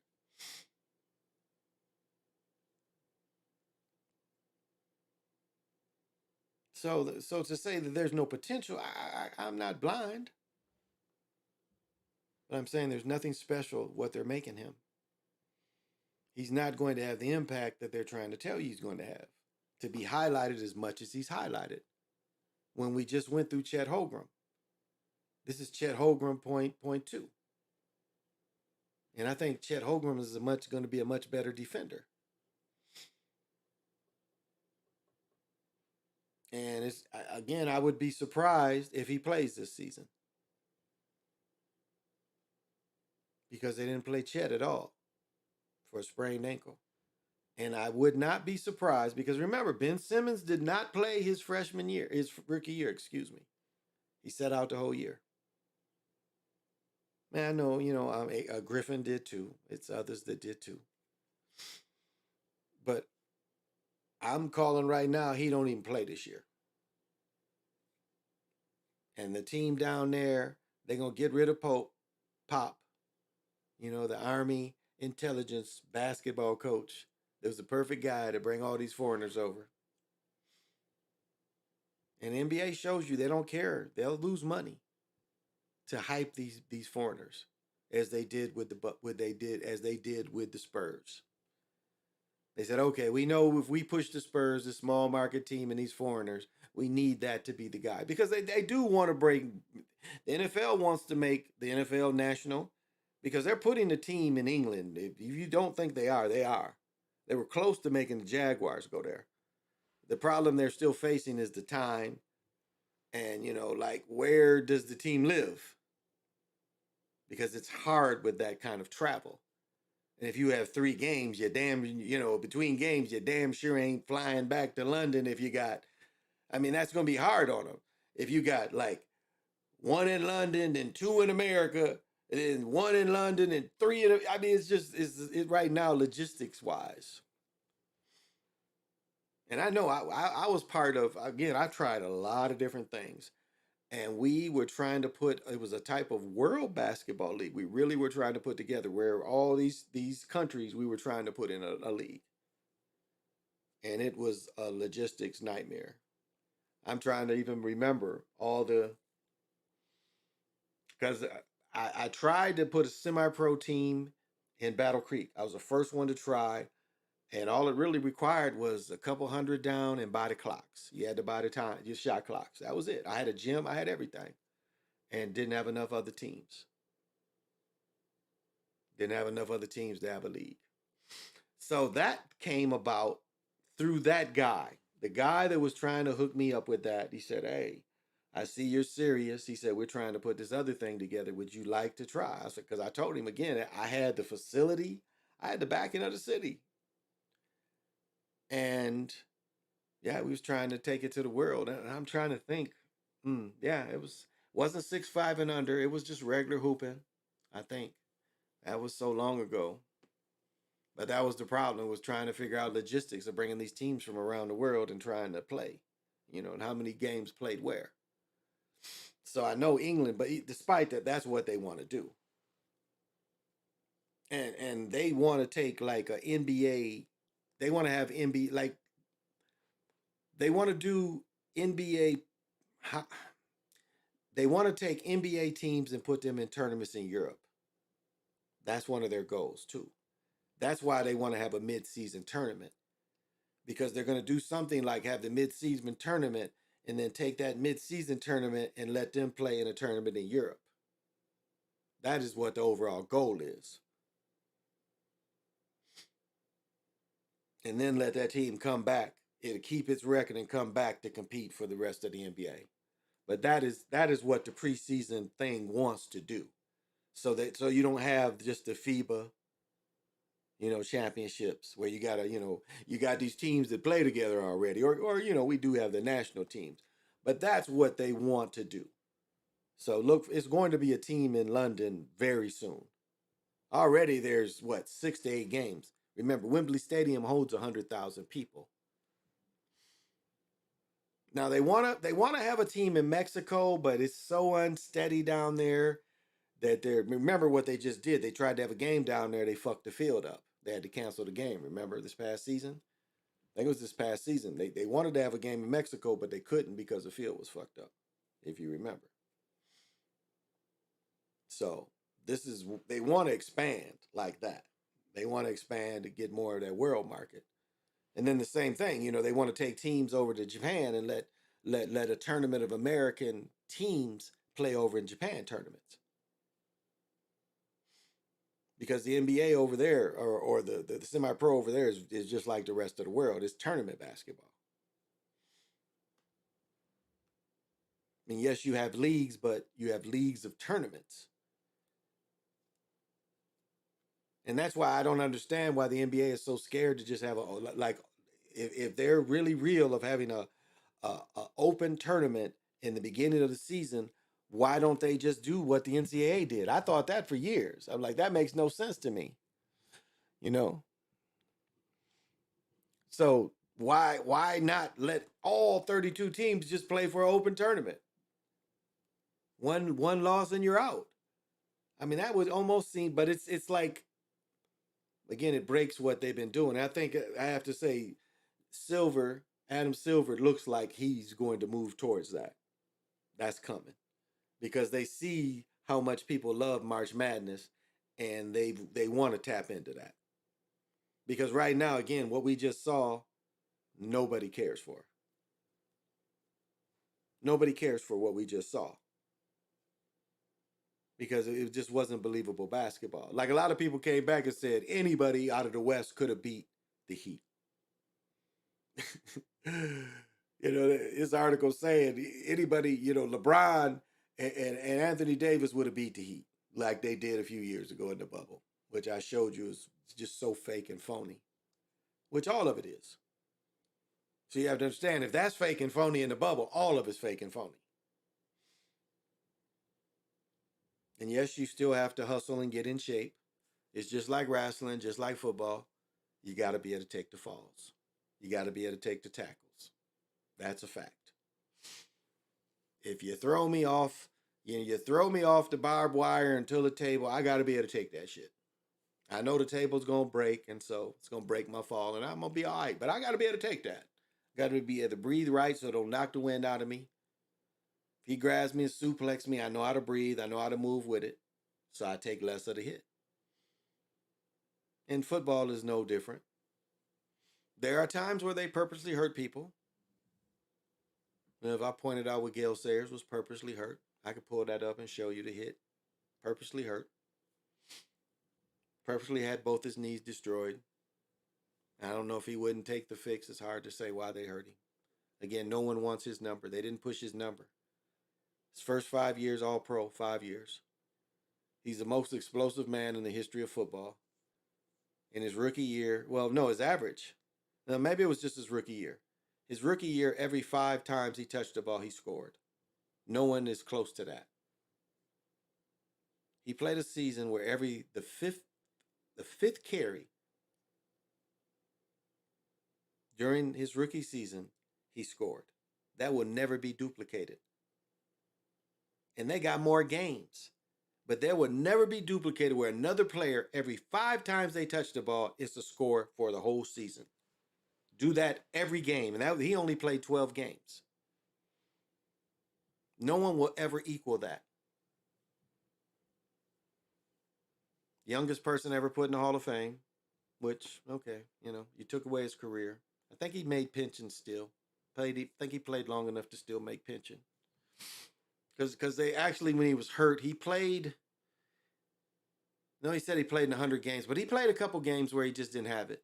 And I remember watching him. My father and I sitting there like, because the first time he got his knee injury, he came back and led the league in rushing. And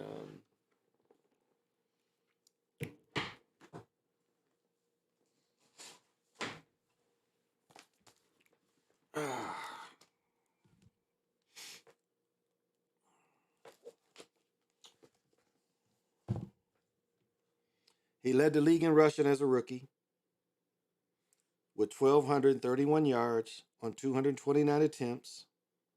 He had 8 rushing touchdowns, but he had a total of 22 touchdowns because he ran back punts and caught passes. But only 8 rushing touchdowns. He led the league again in rushing. Yeah, only 8, yeah. He led the league again in rushing in 1969. He had 1,032 yards on 236 and 8 touchdowns again.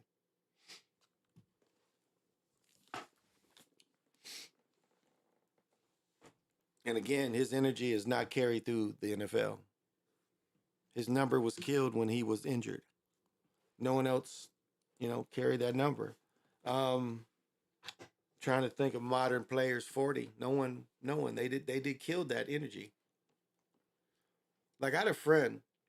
He's older than I thought. I look back at how much older he was than me. He's quite a bit older than me. I was probably 4th, 5th grade when he was graduating. But he wore number 40. He carried that energy. And he goes to Michigan and never plays. Number 40 energy. All-American. Like this dude Mike Smith was, what do they call it? Parade All-American.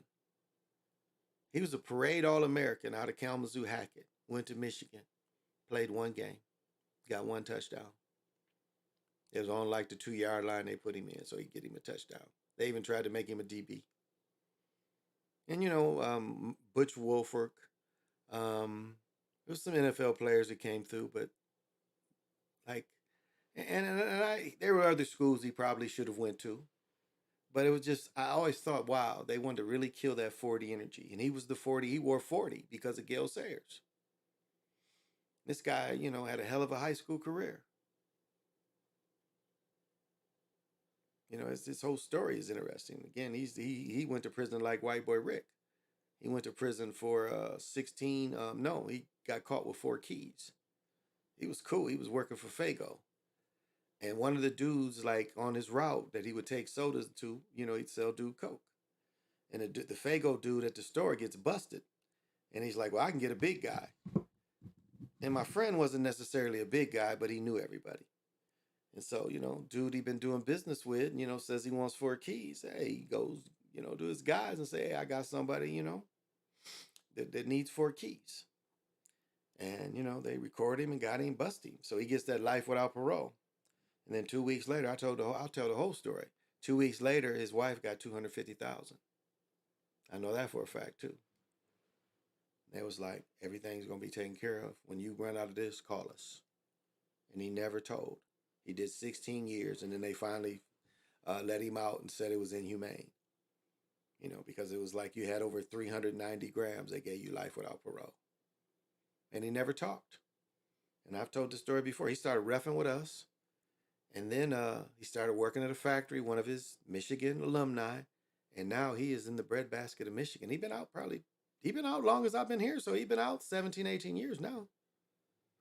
And he's Michigan. He's up in there. He went there, played for Bo Schembechler. So he's one of the guys. Didn't graduate from there. Didn't really play. But he's one of the guys. If you understand what that really means. And how people take care of their own. Despite what he did, Michigan never shunned him. His name's Mike Smith. Look at his YouTube page. Or Facebook. Excuse me. He ain't got YouTube. His story is well known. And he's all integrated back in Michigan. But he stood on the square. He took it on the chin like a man's supposed to. And for standing on the square, he was rewarded. That's an example of, he was rewarded. Now, I have another friend that did the same thing, and, he did 10 hard, between 40 and 50. He did all in prison. Wouldn't plea, took it to court, wouldn't tell.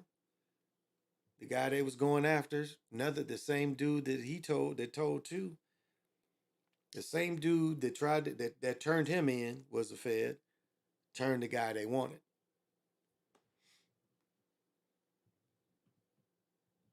So sometimes, here's a snitching story gone bad. And this is a true story. So my cousin's baby daddy was dabbling like most people. I was a cop at the time, so he was really cool with me. He's seeing him and, give him a little advice and, what classes to take and shit. And I get a call from my cousin is, she had a baby with this nigga. And I get a call is like, he's hemmed up. What do I do? I'm like, tell me what happened. So come to find out, he's making little moves. And he was making a move with one big dude and got pinched. And this dude told. Got his teeth knocked out in jail. Somebody, up in the holding cell, whooped his ass, knocked his teeth out. And the dude was back around. He got out. And everybody knew what he had done. And this is what's fucked up. The dude dies. The dude that he was going to testify against dies. Now, I don't know how his car, like, if any of y'all been in the mountains in Arkansas, them ain't drive off mountains. This dude dies on a car crash and probably some kind of hit, but he gets killed in the mountains of Arkansas. So here's this guy whose charges got dropped because of this, you know, because he was turned state's evidence. The guy dies. Now, he had already got immunity.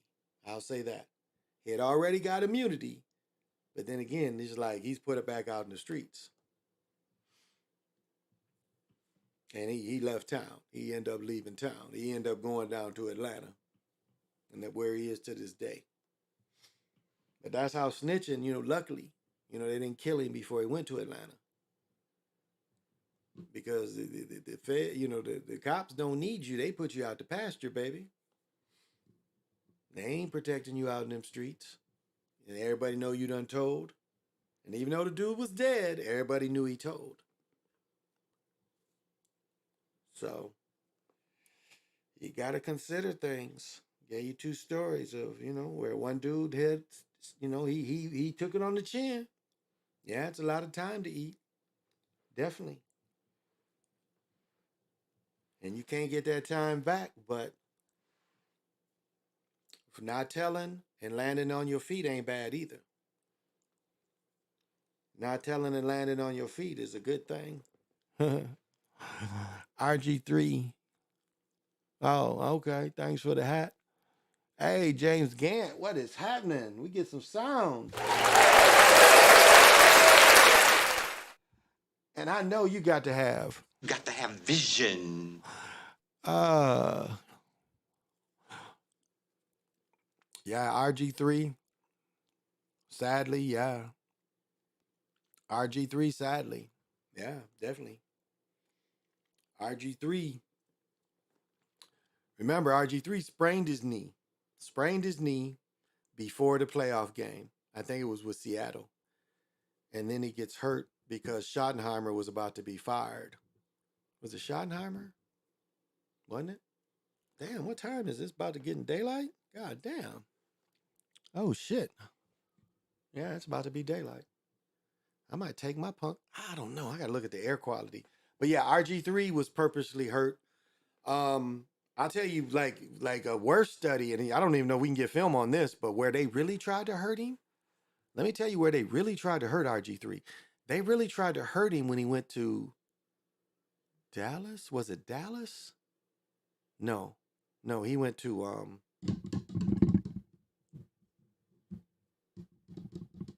No, okay, this is what it is when Jay Gruden took over.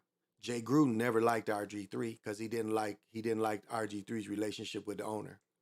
So he felt threatened by RG3, and RG3 was more popular than him. So that's why, again, they undermined RG3 by drafting Kirk Cousins. Because that's what Schottenheimer's, that's what they insisted on, or whoever was the coach then. Maybe I'm getting wrong with Schottenheimer, but they insisted. The owner wanted RG3. And he wanted to build, make that the face of the Redskins.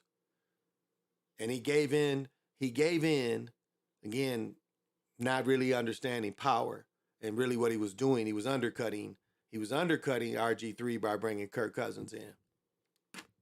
And despite Jay Gruden saying he was going to give RG3 a chance, he really didn't. And he really tried to get him hurt. And I'll say this, that was the one time that Stephen A. Smith spoke up about a brother. Because the highlights in that preseason game, I can't tell you what season, but that first season, Jay Gruden, he put like the 3rd string dudes in for RG3 and then made him pass and drop back every play. And it was obvious Jay Gruden was trying to get him hurt. It was obvious. And like the hit, when Cleveland was letting him start, he, again, not running out of bounds, he took a hit. Cleveland was ready to go, and, the coach was mad. They had talked about it. Fucking quit taking these hits. And that's another thing that killed him. He started, taking hits. A free trial. Oh. uh,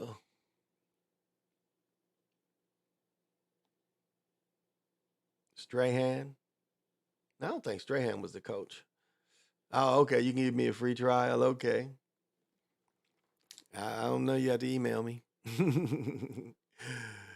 That's your hustle. Okay. All right. Yeah, I'm gonna have to reset this stuff or something. I don't know. It's like whatever cut me off. Like now, I've been going for 3 hours and 39 minutes.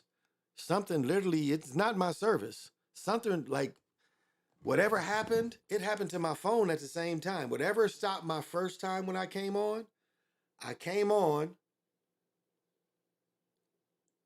and when I saw it buffering over here on my other screen here, I looked at my phone. My phone, like I tried to open something up, and my phone was just blank.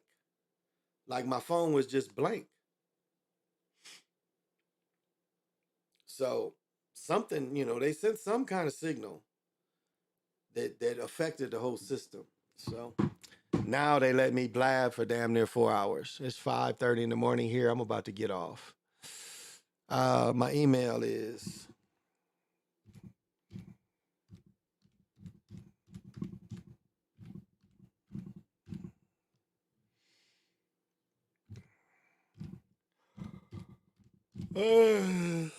oh shit. Oh. Sorry. Why did it go there and not? I'm confused. Let's just close. Oh, what did this do?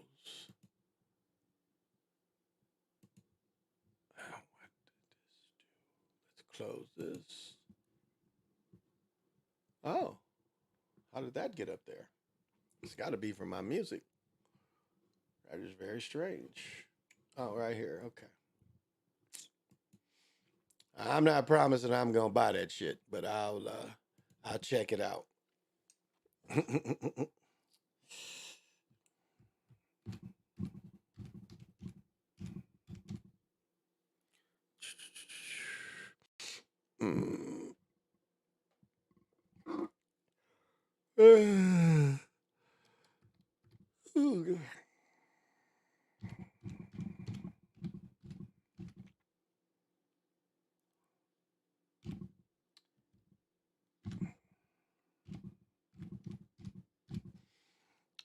Oh my goodness. I think that's it.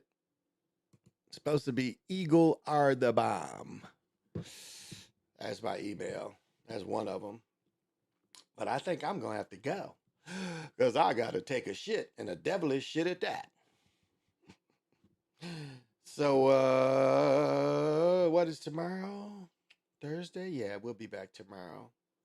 So check it out. Check me out tomorrow or later. Yeah, tomorrow, Thursday. I will be back Friday morning because it's Thursday. I'm going to look at the weather. And if the weather says pickleball is in motion, I might stay my punk ass up and go play pickleball. Sleep all day. Let's see what the weather says, y'all. Because I haven't been the pickleball god. I'm like out of pickleball shape. Damn, it says worse than yesterday. It's not going to rain, but it's going to be mild. Wow, mild and no rain. We're only going to get a high of 74, 75, no rain because of cloud and smoke. Air quality alert until 6 a.m. Friday morning. Yeah, they're saying it's worse than yesterday. Yeah. Well, I'll be working them out, motherfucker, up on this big motherfucker here. I'm gonna do like DJ LaFay and put the phone up there, and I'm gonna broadcast while I'm running around the track or walking, running. Then I got my weights and I do. Ooh, I'll be nasty, but I gotta go. I'm not even gonna play no sounds. I got to go. When I say go, I got to go. So It's going down like this, motherfucker. till we meet again, say less. Thank you for coming. Thank you for watching me. I appreciate it. I do. I give freely. Again, this is all, any of this you can use to, raise your vibration. The sounds I play at the beginning, you know, you can isolate that and play that. Those bowl sounds, there's nothing tied to it. So, in fact, you can find some solitude from it. Check it out. Till we meet again, say less. Just turn him off too. Oh. Nigga get mad. Say, motherfucker, what you mean you ain't gonna let me in this funky joint? Much money I done spent in here, nigga. I knew your mama when she was hoeing. Hump, baby. Shit, bet I do it over time. Fade that, nigga. Shit. Bet the bar, off time. Shit, boy, I'm trying to make me some money. Boy, I'm hungry as a hog needs slop Jesus. Shit, gotta be a Jesus, cause too many black folks.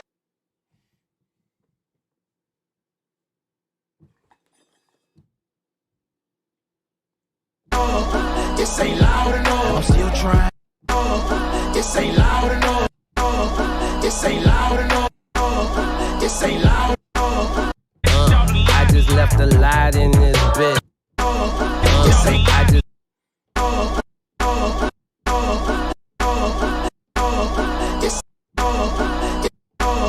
This ain't loud. I just left a light in this. Fuck up. Move the fuck up. Move the fuck back. Fuck up. Move the fuck back. Fuck up. Move the fuck back. Fuck up. Move the fuck back. Off my dome, this is actually taught by the people who are ancestors of the Mayans. This ain't loud enough. For what he has, he says that the only way that we can solve our problem is to unite together among ourselves, among our own kind, clean ourselves up, rid ourselves of the evils that we've become addicted to here in this society, and try and... This ain't loud enough. This ain't loud enough. I'm still trying. You don't understand.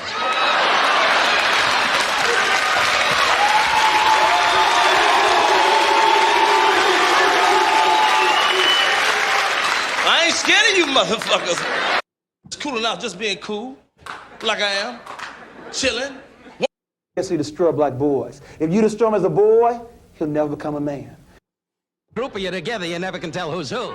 Group of you together, group of you together, group of you together, group of you together, group of you together. I've seen a lot of black guys, Nipsey, but you're overdoing it. My eye, plus I'm in love with a bitch I can't stand.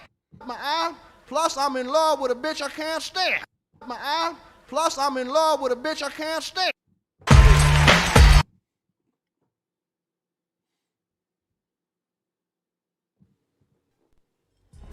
And you two motherfuckers need Jesus. I think very deeply. You're a philosopher? Yes. You're a philosopher? Yes. You're a philosopher? Yes. You're a philosopher? Yes. You're a philosopher? Yes. I think very deep. I mean TikTok. I mean TikTok. I mean TikTok. I mean TikTok. I mean TikTok. I mean TikTok. I mean TikTok. Flag cause he wiped up Future's motherfucking ex-hoe. Remember I made you Flag cause he wiped up Future's motherfucking ex-hoe. Flag cause he wiped up Future's motherfucking ex-hoe.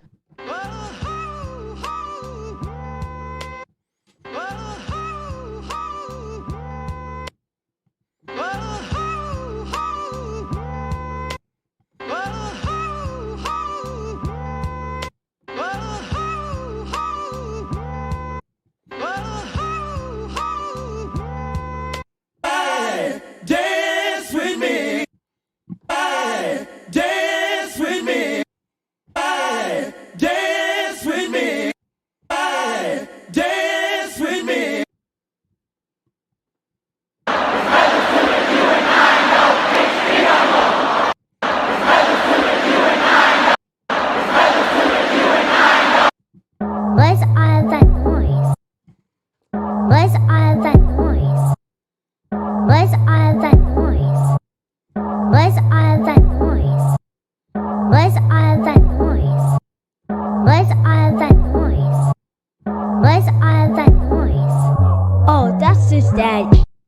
satisfied. Be satisfied. Be satisfied. Be satisfied. Nina be rude. Nina be rude. Nina be rude. Nina be rude. Nina be rude. Nina be rude. Nina be rude. Hey, I don't mean to be out of line.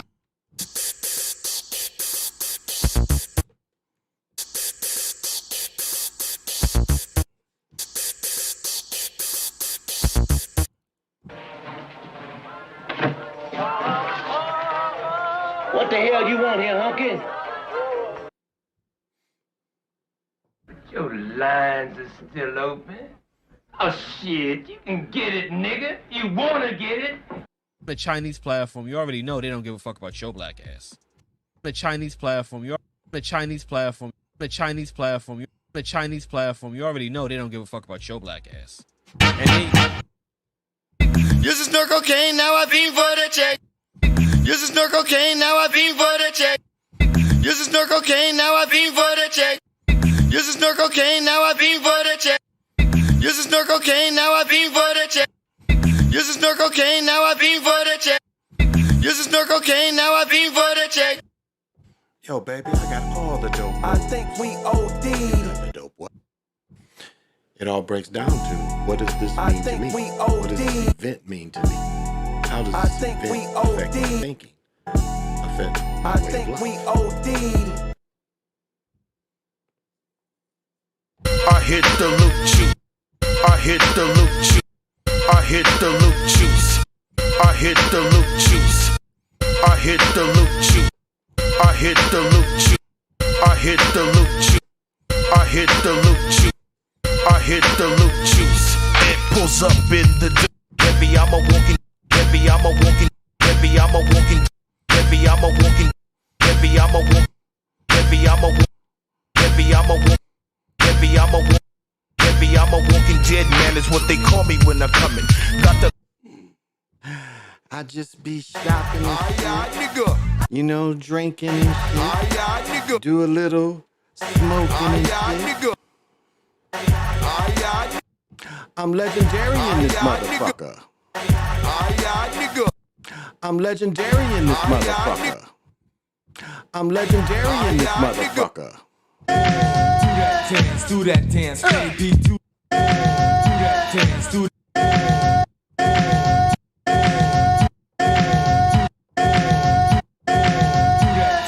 that dance, baby. Do that dance, baby.